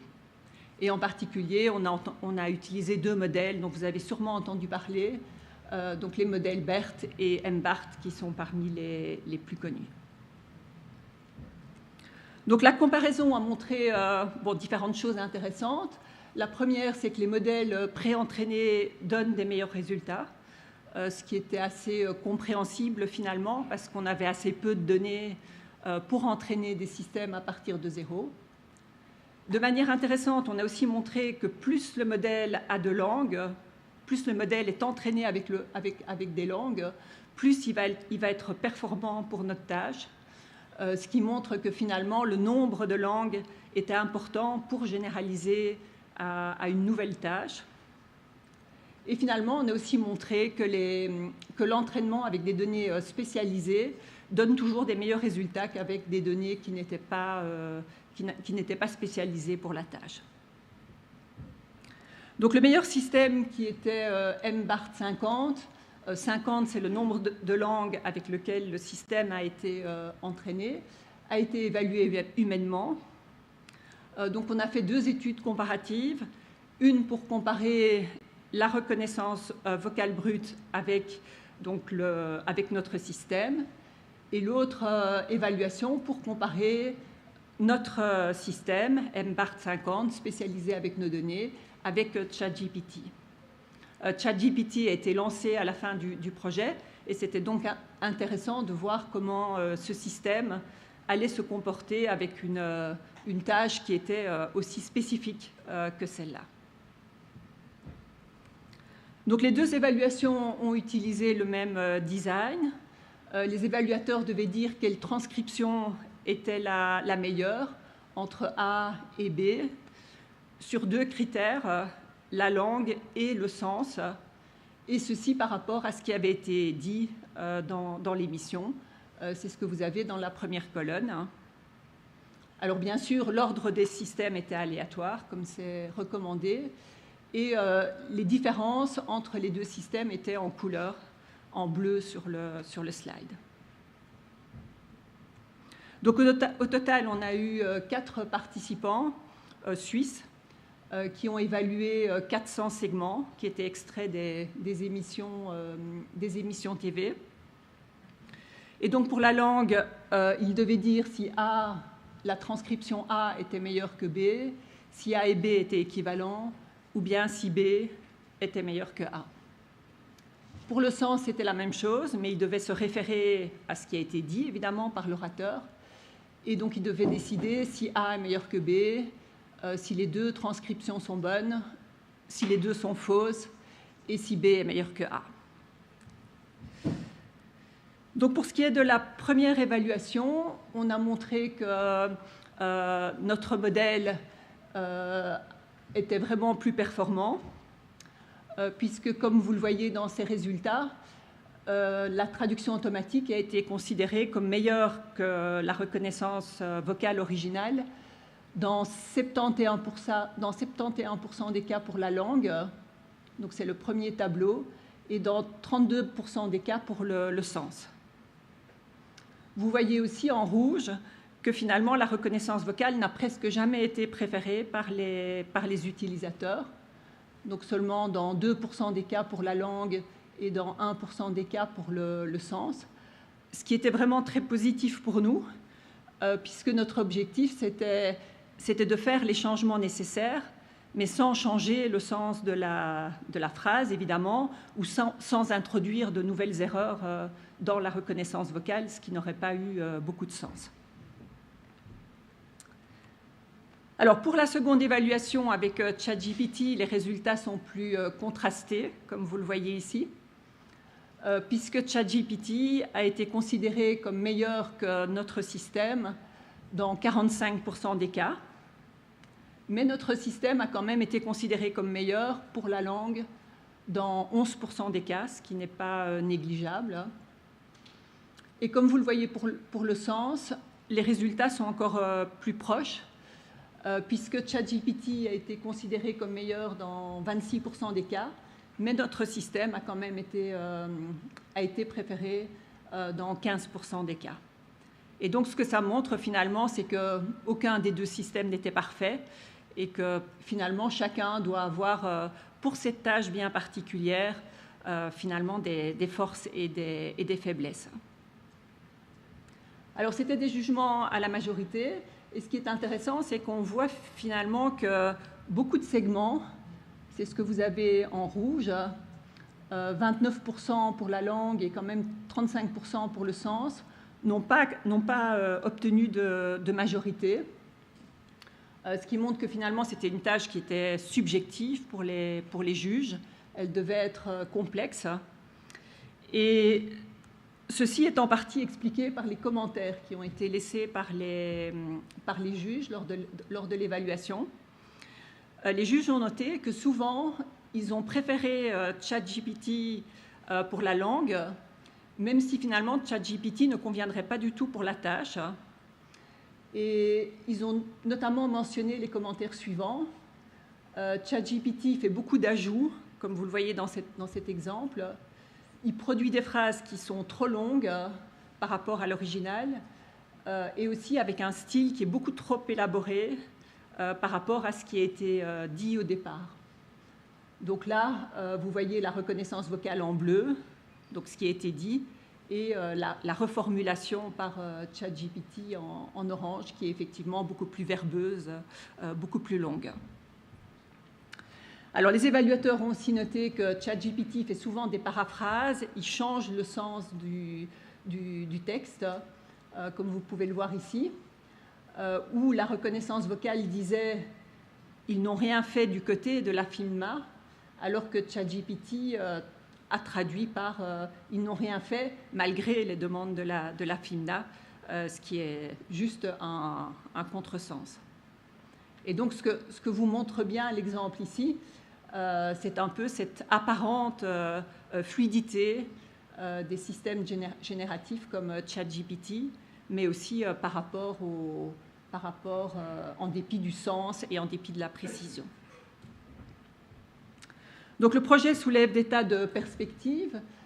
Donc la première, c'est d'améliorer notre système avec plus de données. Au début du projet, on n'avait aucune donnée, ce qui fait que c'était vraiment une tâche non dotée pour nous. Ça serait intéressant aussi de tester avec tous les nouveaux modèles qui sont publiés maintenant. Il y a notamment un BERT maintenant avec le suisse allemand. Ça serait intéressant de voir quels sont les résultats. Une autre perspective qui m'intéresse beaucoup et sur laquelle on a un peu commencé à travailler, c'est d'utiliser les mêmes techniques pour la condensation, c'est-à-dire pour essayer d'aller dans une étape supplémentaire et d'arriver à condenser les sous-titres automatiquement. Et puis finalement, une autre perspective que je trouve intéressante aussi, c'est de pouvoir coupler la reconnaissance vocale avec la traduction automatique dans une autre langue pour arriver à améliorer l'accessibilité.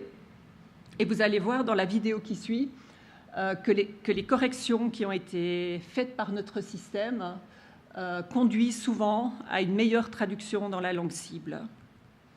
Et c'est ce que vous allez voir ici. Also im Zug im ICE nach Basel auf Freiburg hat die Kondukteurin, glaube ich, etwa 5-mal gesagt, jetzt ziehen Sie endlich Ihre Masken an. Und auf dem Rückweg desgleichen. Es hat ganz viele Leute gehabt, die sie nicht mehr richtig getragen haben, also unter dem Kinn und so weiter. Und dann fragt man sich natürlich schon, eben, ist es richtig, wenn man es noch macht?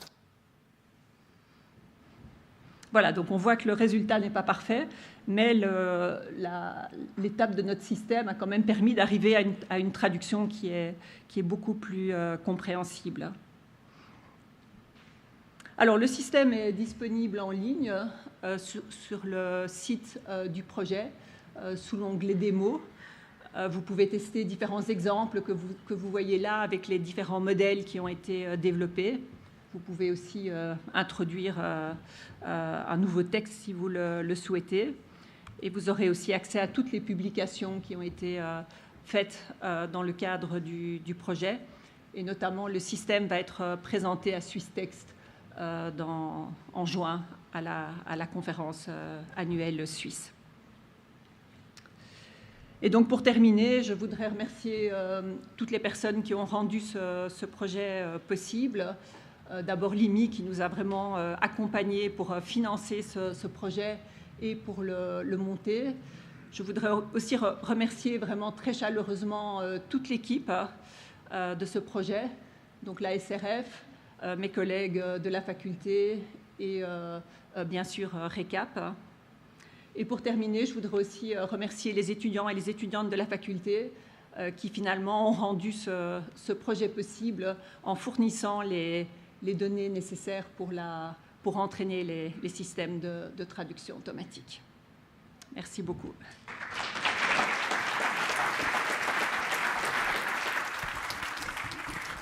Merci beaucoup, professeur Brouillard. Ouais, vous êtes knapp, comme on dit en suisse allemand, sur le temps. Donc, je vous invite aussi l'audience à poser vos questions peut-être plus tard lors du cocktail. Il est maintenant question de recommandations personnalisées, de contenu et d'évitement de biais de polarisation. On va parler de bulles de filtre aussi dans la présentation du projet du professeur Jean-Paul Calbimont. C'est juste.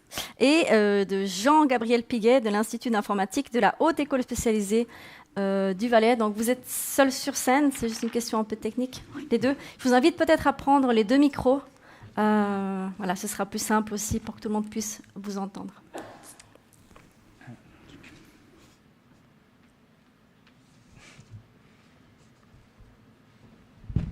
Alors, est-ce que vous pouvez envoyer les slides ? Dans l'autre sens. Ah, ouais. Also im Zug, im IC. Voilà. Alors bonjour à tous, je m'appelle Jean-Gabriel Piguet, moi je suis philosophe et éthicien du numérique. Le projet que je vais vous présenter dans quelques instants est le 6e projet que nous menons dans le cadre du Media Innovation Lab à l'Institut informatique de Sierre. C'est un laboratoire qui se concentre sur les défis numériques que rencontrent les médias contemporains. Alors, dans le cadre de ce projet en particulier, le défi que nous avons voulu relever était celui des bulles de filtre. Alors, très certainement, vous avez entendu parler de ce terme de bulle de filtre, mais plutôt en lien avec les questions de désinformation politique, de désinformation scientifique, et assez peu dans le cadre de l'industrie culturelle. Et le point de départ de notre projet était que cette question se posait aussi dans le cadre de l'industrie culturelle. Un algorithme de recommandation qui se contente de recommander toujours ce qui correspond aux habitudes passées d'un utilisateur ou d'une utilisatrice peut lui aussi créer des bulles culturelles et contribuer à former un monde dans lequel les individus ont leur propre carapace et sont complètement sourds aux objections qu'on peut faire à leur vision du monde. Dans le cadre de ce projet, on a voulu démontrer que ce n'était pas une fatalité que tout algorithme de recommandation contribue à former ce genre de bulle de filtre. Le but de ce projet était justement de créer un nouvel algorithme qui suscite l'attention de l'utilisateur, évidemment, mais tout en lui proposant des contenus qui ne correspondent pas exactement à ceux que son groupe culturel a l'habitude de lire. En l'occurrence, on s'est surtout concentré sur la question linguistique. Est-ce que des Suisses romands vont regarder des films produits en allemand et inversement? Alors ça peut sembler une question très mineure par rapport au Brexit, à à l'élection américaine, etc. Mais nous, notre conviction était que justement, il fallait aussi casser ces bulles de filtre culturel, y compris dans notre belle nation. Alors, vous demandez sans doute, sur le plan technique, comment c'est possible. Comment est-ce qu'on peut à la fois capter l'attention de l'utilisateur ou d'utilisatrice et lui proposer des contenus qui vont un peu le déranger d'une certaine façon. Alors, je vais laisser mon collègue informaticien répondre à cette question dans quelques temps. Moi, je vais plutôt m'occuper de la seconde question qu'on a souvent rencontrée dans ce projet, qui était une forme d'objection éthique. Et voilà mon rôle dans cette affaire. Souvent, et j'ai d'ailleurs discuté avec des collègues français qui ont rencontré la même objection dans le cadre d'un projet similaire au nôtre pour la radio publique française, souvent, il y a une certaine méfiance quand on dit qu'on va inciter l'utilisateur ou l'utilisatrice à regarder des contenus qui ne correspondent pas immédiatement à ses préférences. Certains même lâchent le grand mot de nos sociétés libérales, c'est du paternalisme. Alors, il a fallu qu'on réponde à cette objection dans notre projet. Plusieurs personnes nous l'ont fait. C'est ce que je vais essayer de faire. Alors, je crois qu'on est tous d'accord sur le fait qu'il y a une ligne rouge à ne pas franchir quand on veut inciter un utilisateur ou une utilisatrice à regarder des contenus qui ne sont pas spontanément ceux vers lesquels il se porte, il ou elle, c'est la coercition. Là, je pense qu'on sera tous d'accord sur ce plan-là. Une attitude de coercition, dans notre cas, consisterait par exemple à faire en sorte que l'utilisateur ou l'utilisatrice n'ait plus accès ou très difficilement au contenu généralement apprécié par son groupe. Donc il y a plusieurs grandes plateformes numériques qui ont usé et un peu abusé de ce genre de stratégie dans le cadre de la lutte contre la désinformation. Donc l'intention était sans doute bonne, mais c'est vrai que quand on pratique le downgrading de contenu de telle sorte à ce que l'utilisateur en fait ne puisse pratiquement plus le trouver, la différence avec la censure s'efface un petit peu. Alors je voudrais dire 3 points sur cette question de l'autonomie et de la coercition. Premièrement, c'est que les plateformes de streaming, et à plus forte raison quand c'est une plateforme de service public, elles ont le droit d'avoir une politique éditoriale. Et notre algorithme, finalement, il ne change rien à ça. Il y a toujours une forme de contrainte quand vous allez sur une plateforme, c'est que les contenus qu'on vous propose, vous ne les avez pas choisis tous. Donc notre projet, de ce point de vue, il ajoute strictement aucune contrainte, il n'en enlève aucune non plus, mais la SSR a considéré qu'elle avait le droit d'avoir sa politique éditoriale et que de ce point de vue, c'est assez heureux. Deuxièmement, dans notre projet, il ne s'agit jamais de contraindre l'utilisateur. Il s'agit de lui suggérer des contenus, probablement qui vont un peu moins immédiatement lui plaire que d'autres, mais on ne le contraint jamais à choisir les contenus qu'on lui suggère. Et troisièmement, sur le plan peut-être plus philosophique, si on réfléchit bien, je pense que c'est un petit peu l'inverse qui est vrai. Notre postulat n'est pas paternaliste. On présuppose juste... on cesse de présupposer que tout individu ne peut aimer que ce qui lui plaît déjà, qu'il n'a aucune capacité de découverte, qu'il ne peut écouter que les discours avec lesquels il est déjà d'accord, etc., etc. Nous, notre postulat est inverse. C'est vrai que c'est un postulat, mais je pense qu'il a montré qu'il n'était pas irréaliste. À vrai dire, le problème d'autonomie, le problème éthique d'autonomie, il est un peu différent. Le vrai problème aujourd'hui, ça n'est pas tellement les algorithmes de recommandation diversifiés comme le nôtre. C'est plutôt d'assurer que l'information qu'on donne à l'utilisateur sur le fonctionnement de l'algorithme ou sur sa vie privée, il la lise. Vous savez tous qu'il y a un cadre législatif depuis 2016 en Europe qui est beaucoup plus contraignant, que nous avons même révisé notre loi. Donc il y a un certain nombre de critères que doivent respecter toutes les entreprises et même tous les organismes en Suisse comme ailleurs, comme en Europe. Mais il y a toujours un problème très vivant, c'est est-ce que l'utilisateur va vraiment lire les terms of use, les chartes qu'on lui donne à lire. Alors vous connaissez peut-être ce bon mot de 2 auteurs anglo-saxons. Quel est le plus grand mensonge du XXIe siècle? Eh bien, c'est celui-ci. J'ai lu et je suis d'accord avec les termes d'utilisation. Donc je ne vais pas faire un sondage, on aurait pu savoir combien de fois dans la journée vous avez dit répondu oui à cette question sans du tout lire ce qu'on vous proposait. Alors ça, c'est un vrai problème d'autonomie, pour le coup, parce que s'il n'y a pas d'information, il n'y a pas de consentement informé. S'il n'y a pas de consentement informé, il n'y a pas d'autonomie.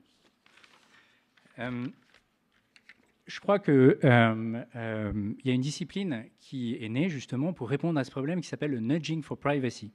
Alors ce n'est pas très connu, ça veut tout simplement dire qu'on cherche à donner des coups de pouce cognitifs pour que les gens lisent en fait, et s'informent sur leur vie privée, les algorithmes qui dirigent ou administrent leur vie. Donc ça, c'est une nouvelle discipline, donc très récente. Donc on ne va pas dire qu'on a tout révolutionné de ce point de vue-là. Mais ce qui nous a intéressé dans cette nouvelle discipline, c'est qu'elle essaye plutôt de rédiger des chartes qui sont faites pour que les utilisateurs et les utilisatrices les lisent, plutôt que simplement pour protéger juridiquement les entreprises. Alors, c'est plus facile à dire qu'à faire, mais vous voyez que l'objectif n'est pas tout à fait le même. Alors, on ne va pas détailler toutes nos propositions de ce point de vue-là, mais l'idée, elle est finalement assez simple, c'est qu'il faut impliquer l'utilisateur en lui posant des questions. Toutes les expériences qui ont été menées sur cette question montrent que quand on pose une question, est-ce que vous voulez lire cette charte, bien, les gens en fait lisent plus d'une part, et surtout s'ils disent non, c'est un vrai choix, c'est pas juste de la passivité. Donc ça, c'est la première grande stratégie qu'on a essayé d'appliquer. Et puis l'autre est encore plus simple, c'est de différencier évidemment les degrés d'information.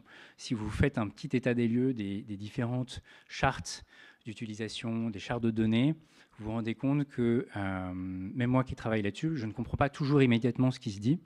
Alors j'exagère un petit peu, mais c'est fait surtout pour des juristes et des citoyens experts. Donc l'urgence pour nous est de distinguer des niveaux d'information pour que le consentement informé ne soit pas un consentement informé purement juridique, mais qu'il soit un consentement informé effectif. Donc je crois que j'en ai assez dit sur l'autonomie. Si vous avez des questions, je vous laisse me les poser au cocktail. Et je passe la parole à mon collègue qui va répondre à la question technique. Merci. Alors je vais continuer la deuxième partie en anglais. So after discussing the ethical aspects, I will discuss the technical aspects of the project. So we try to introduce certain new recommendation algorithms to the PlaySwiss platform, trying to look for diversity and serendipity. So serendipity, we mean like recommendations that are kind of surprising to you, but positive in a sense. So in order to do that, first we introduce feature engineering. So the PlaySwiss platform has this characteristic that it respects user privacy, and we don't have, like in other systems, we don't have information about the sex, the age, the gender, and other personal information of the users. So it's more and more difficult to provide recommendations within this context. But we introduced new features, like when does the person is looking at this content, what type of content at what time of the day, and also we analyzed the audio and subtitles, because that's something that we have. And from that we can derive information like guessing what is the maybe native language of the person who's using that. And we can use this information to try to personalize, but at the same time diversify the content that is offered to the people who are consuming the PlaySwiss platform. So using these new features, we also try to understand and see what are the content that these people may like. We also don't have this information. We don't have these ratings that we may have in other kinds of websites. But what we can do is to try to analyze, so this person has watched this series for just 10 seconds and then it was over. So maybe that person doesn't like that content. And in that way, we try to analyze what are the kinds of interactions that we can use in order to derive this information, at least to some degree, with some degree of certainty. So using all these new features that we have extracted, we try to elaborate a new algorithm for recommendation. So you may be used to the traditional types of recommendations that we have, like content-based or collaborative filtering, where you are recommending things that you already liked or similar based on the content features, or maybe things that people who are similar to you in some sense have already consumed. So these are kind of the traditional and the best baseline that we have. But these ones, they do not focus on diversity, they do not focus on new things and on expanding the cultural bubble in which you are living. So what we're trying to do, and we achieved in the project thanks to the IMI funding, is that we could elaborate this new algorithm based on clustering. So we group the users based on the features that I have explained before. So the kind of language that they have, that they consume, the times of day, hour of day where they consume this content. And using this, we can create these groups, these clusters of people. So people who have similar characteristics, we can group them together, but some of them, as you can see in this graphic, maybe they are a bit alike another group. So we can say maybe this person is sufficiently open to like content that is a bit different. So we have this balance between things that you like and things that maybe you're open to like in the future. So that's what we try to do with these clusters. We implemented this algorithm, so you can look at the details that we have written in a scientific paper that describes this in detail. But we try to do this. We try to create these clusters, find users who are potentially open to different and diverse type of content, and try to offer that to them. So another important challenge in this respect is the metrics. What are the metrics? How do we measure serendipity? How do we measure novelty? So these are things that are not straightforward. We have made a proposition for that tries to balance the degree of likelihood that you will like the proposed content and the degree of diversity that this content offers to you. So of course, it's the solution that we provide is maybe not perfect, but we have found in the evaluation that we present in this work that we have at least a solid baseline for future work.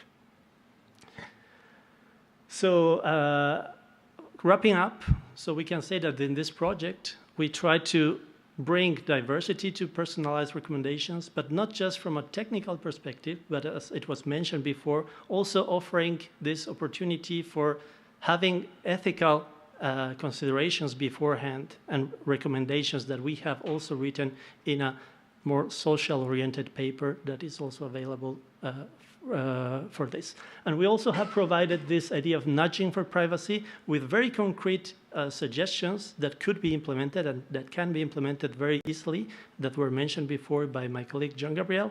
And finally, these algorithms, metrics, and solutions that can bring serendipity, so surprising but positive new content for people, and an implementation that it's available in order to be used. So with that, I thank you very much, and on behalf of the Media Lab and the Institute of Informatics of Sierre, HSSO Valais, I thank you very much.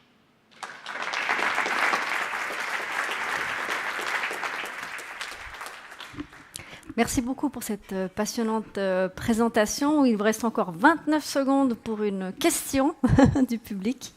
Sinon, je vous invite encore une fois à attendre peut-être le cocktail. Pas de questions immédiates? Très bien. Alors, on se voit tout à l'heure. Merci. I'm now pleased to welcome Dr. Adam Schofield from We Play Sports to talk about the Holman Colon project on the automatic customization of sports videos highlights. Please welcome. Thanks everyone for having me here today.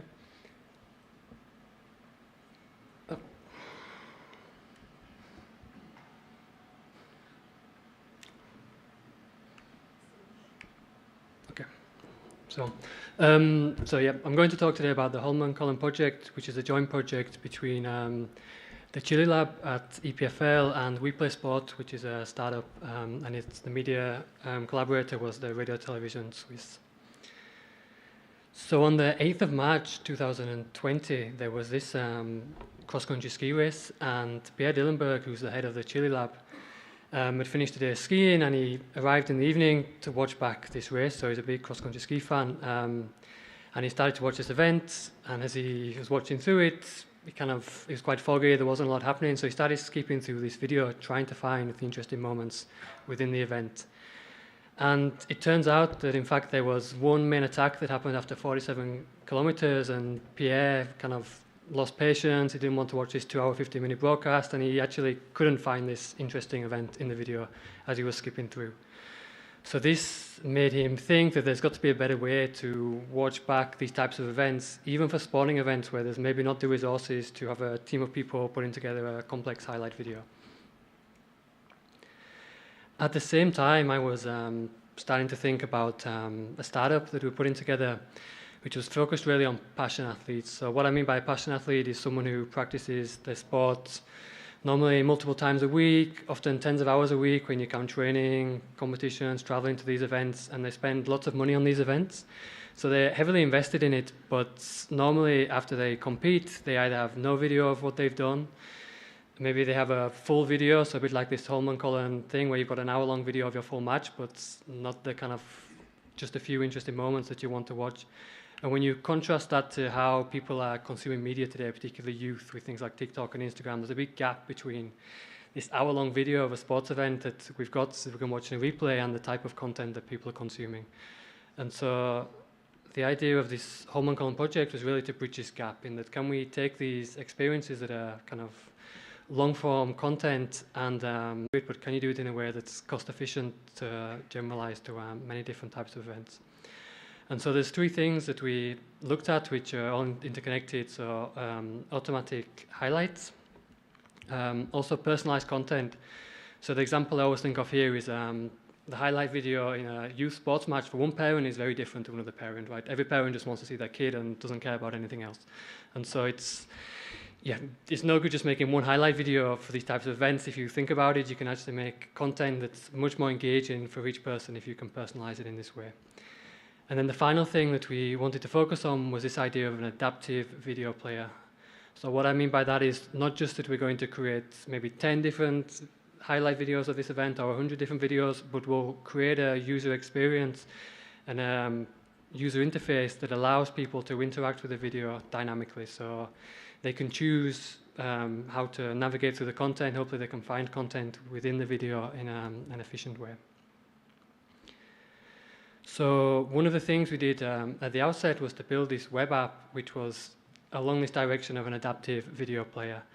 And so at this stage, it was really a research study. There was no focus on aesthetics. But what we wanted to do was to take a video, add some additional interactions, some different enhancements into the video, and see if that allowed people to navigate the video more efficiently. So here you see a few examples. On the right, we have a timeline of events, and underneath there's a couple of graphs, and these are connected to the video. So if you click a point in the graph, it's going to jump to that moment in the video.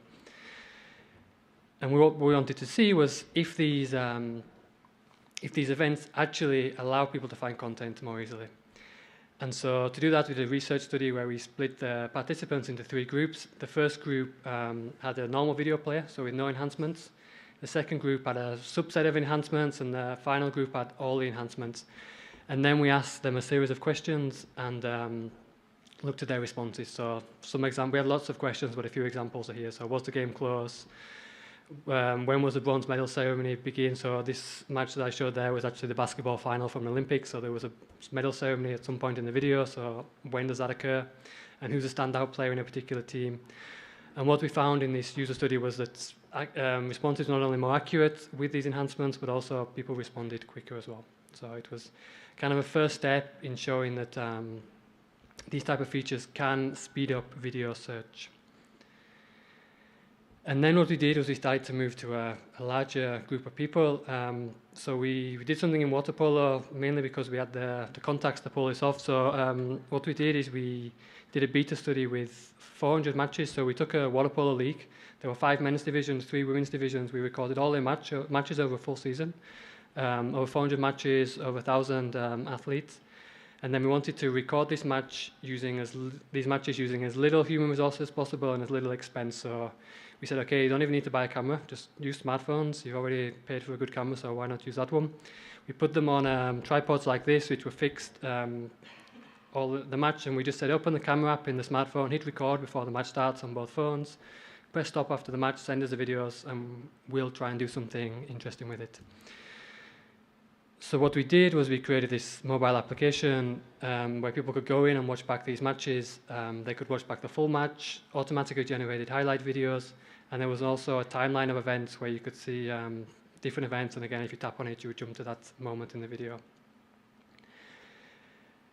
And so this kind of beta project is kind of like the seed of what the startup does today. So the startup is an extension of that. We play sport. Today, we don't ask people to record using the camera app in the phone. We have a dedicated recording app where you can record sports matches. These are streamed as you record to the cloud, so much easier than sending huge files after you've recorded.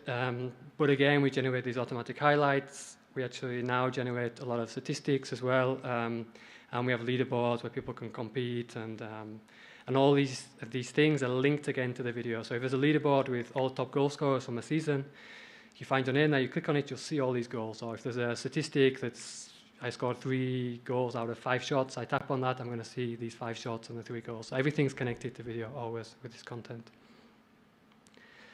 So here's just a really simple example of the type of highlight video that you get. So the main thing to see here is just that compared to a kind of a high-level sports broadcast, it's clearly not super high quality. It's very simple to create in theory, but to do this at scale, automatically, at a price point that makes it work for these events is the challenge. But if you can meet that challenge, we see you get some really impressive feedback. So these 4 comments on the right here are actually directly from the beta study we did with the IMI. So this was straight out of the bat with a very simple kind of MVP that we put together.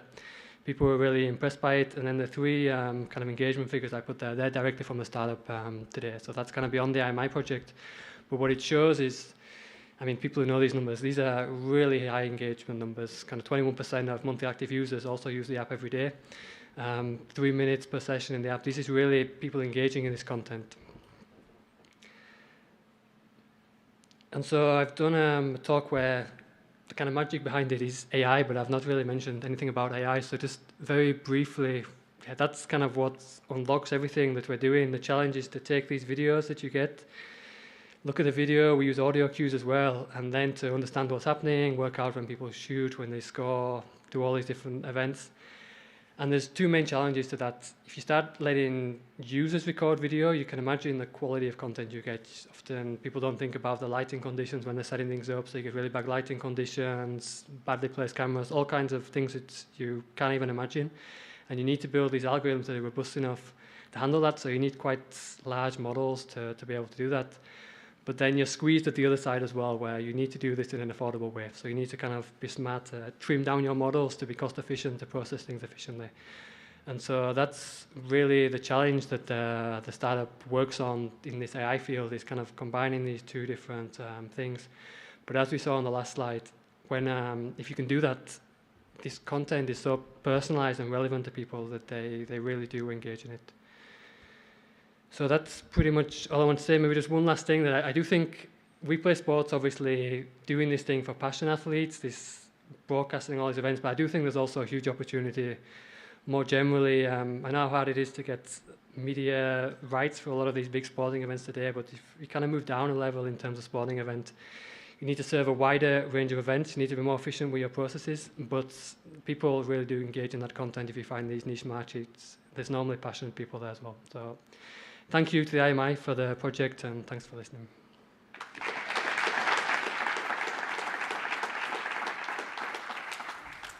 Thank you very much for your presentation. We have some time to have some questions if you want to. Please feel free.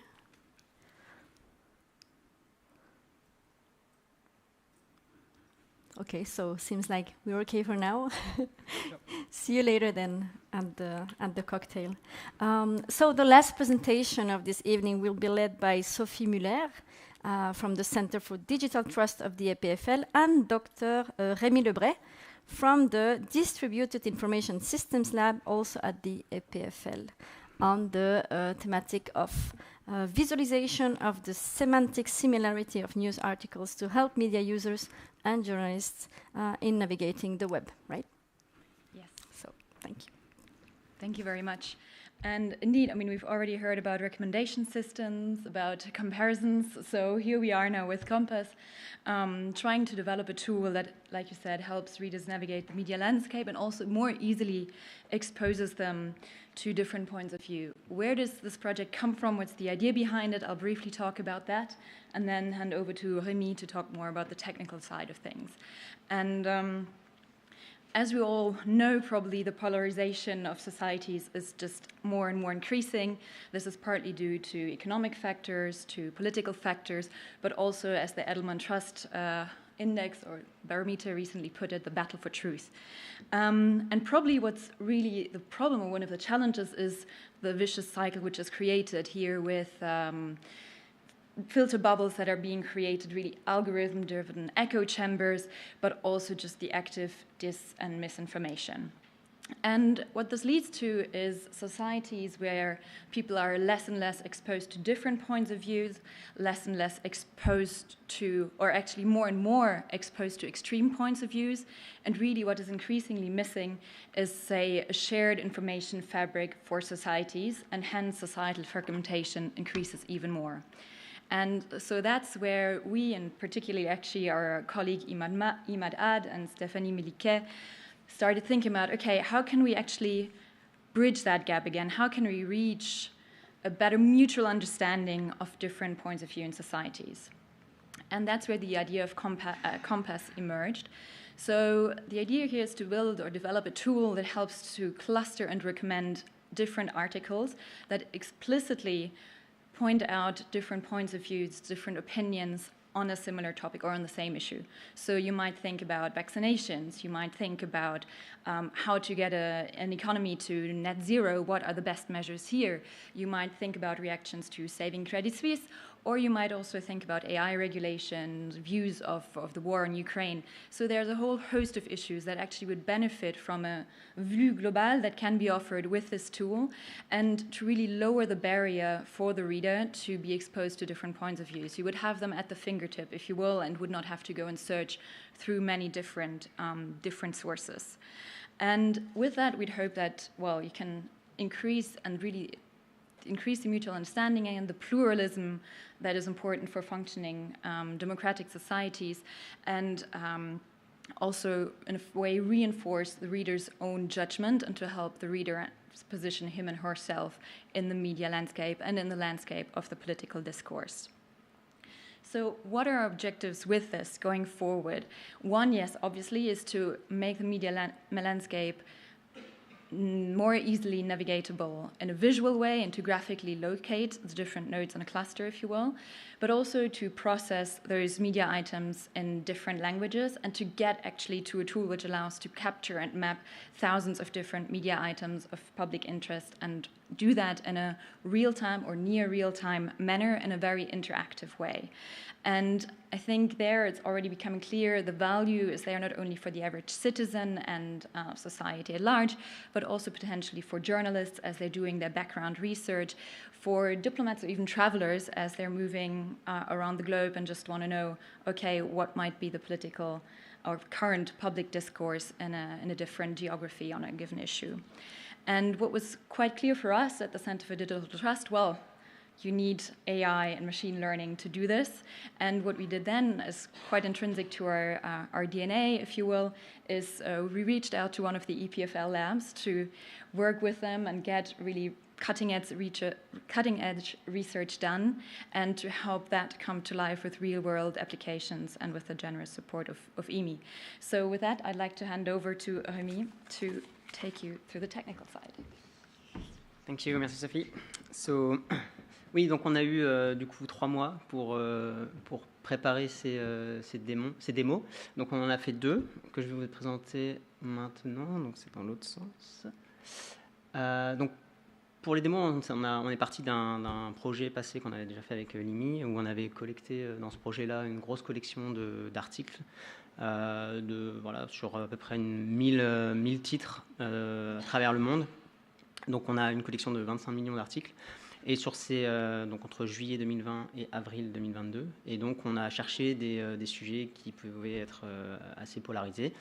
Donc on en a pris 3. Donc le Covid, évidemment. Donc le Covid juste en Suisse, pour pouvoir analyser aussi l'aspect multilingue. On a pris le couvre-feu en France et l'assassinat de Samuel Paty, un professeur qui avait été décapité en France. Et donc là, je vais vous montrer du coup les démos sur le Covid en Suisse. Donc 38 000 articles. Donc la première démo, donc on l'appelle le News Cluster Explorer. Donc je vais lancer la vidéo. Voilà. Donc du coup là on avait 30 000 articles. Donc l'idée c'est qu'on a créé des clusters d'articles par similarité. Donc on peut choisir le nombre de clusters qu'on veut. Donc là pour l'instant on en a 10. Donc on voit que les clusters sont principalement, donc le premier, le plus large, c'est question des mesures politiques. Donc on a accès à des métadonnées, les timelines, le nombre d'articles par source. On peut naviguer sur les titres des articles. Et puis après on a une map qui permet un peu de localiser chaque source parmi les autres. Donc on voit qu'il y a les topics sont le sport, la culture, et là il y a le troisième topic, c'est notamment sur la vaccination. Donc une nouvelle fois on peut naviguer dans ce cluster-là qui contient 3000 articles, et on peut voir un peu comment les différents médias ont traité l'information et comment ils se situent par rapport aux autres.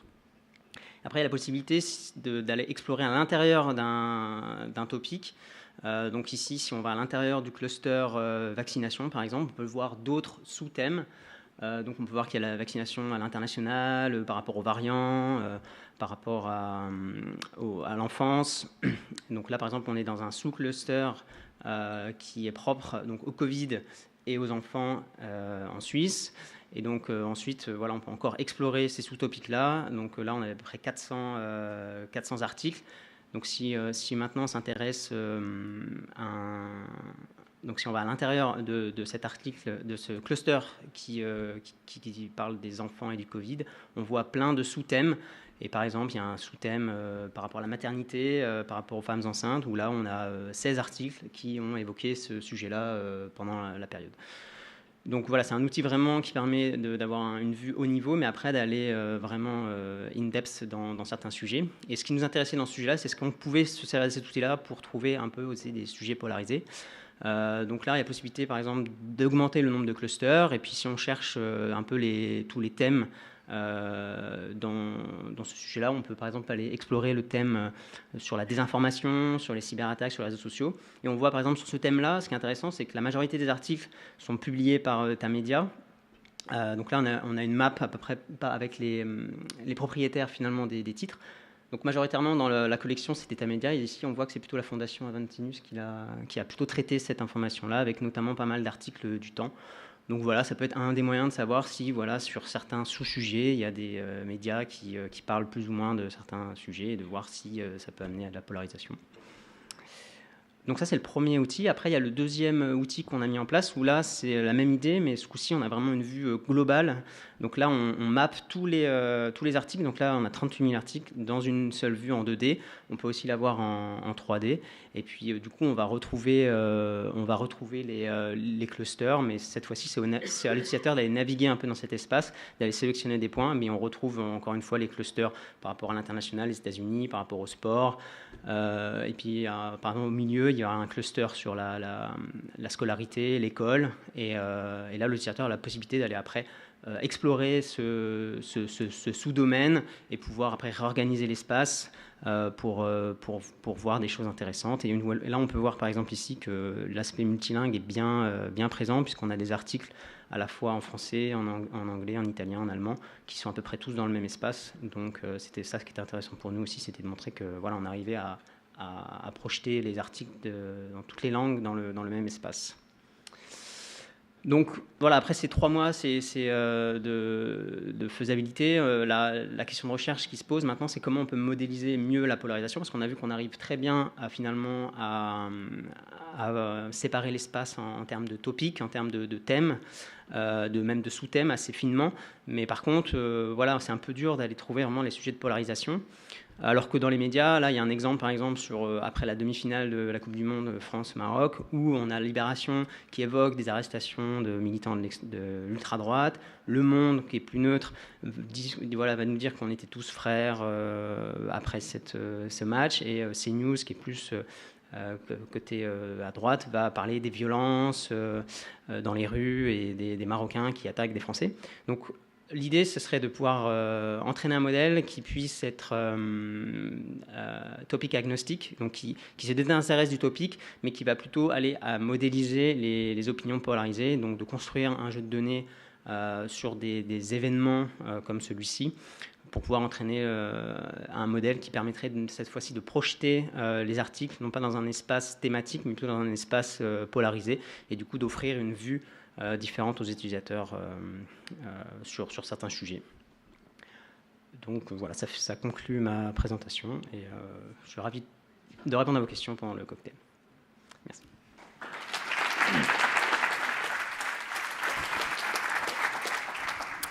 Très bien, merci beaucoup. Avec cette dernière présentation, on arrive donc à la fin de cette soirée, du moins en termes de recherche, en termes de présentation. I would like to warmly thank all speakers, all the different speakers we had, and congratulate them for their tremendous work in successfully blending cutting-edge technical research with practical application for the media industry. It is quite evident, I mean, we can say this, that AI technologies are not just a trend, it's not just a buzzword, it's of course a reality and a challenge for us all. I would also like to call Munir to come on stage and join me, please, so we can also warmly thank him and his team for making these different topics and different kinds of research happen. So please, a big applause also for Munir. I guess you would like to say the final word. Yeah, thank you. Yes, thank you all, for coming, for taking the time to listen to all the great projects, to be there. For researchers, your excellent work. Sure, we support funding. You bring in the research, the innovation, the collaboration, and so on. A big thank you to Natasja for the keynote speech, Laetitia for the moderation of the workshop this afternoon. Everybody who helped making this event what it is.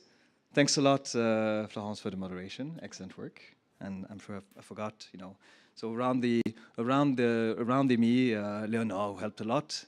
Also, and everybody who made it possible. So thank you very much. Thank you all for being here as guests, as colleagues, as friends, as I said at the beginning. And we'll continue the discussion during the cocktail and stay in touch, and hopefully see excellent projects for the next generation of them, and continue this adventure. So thank you so much.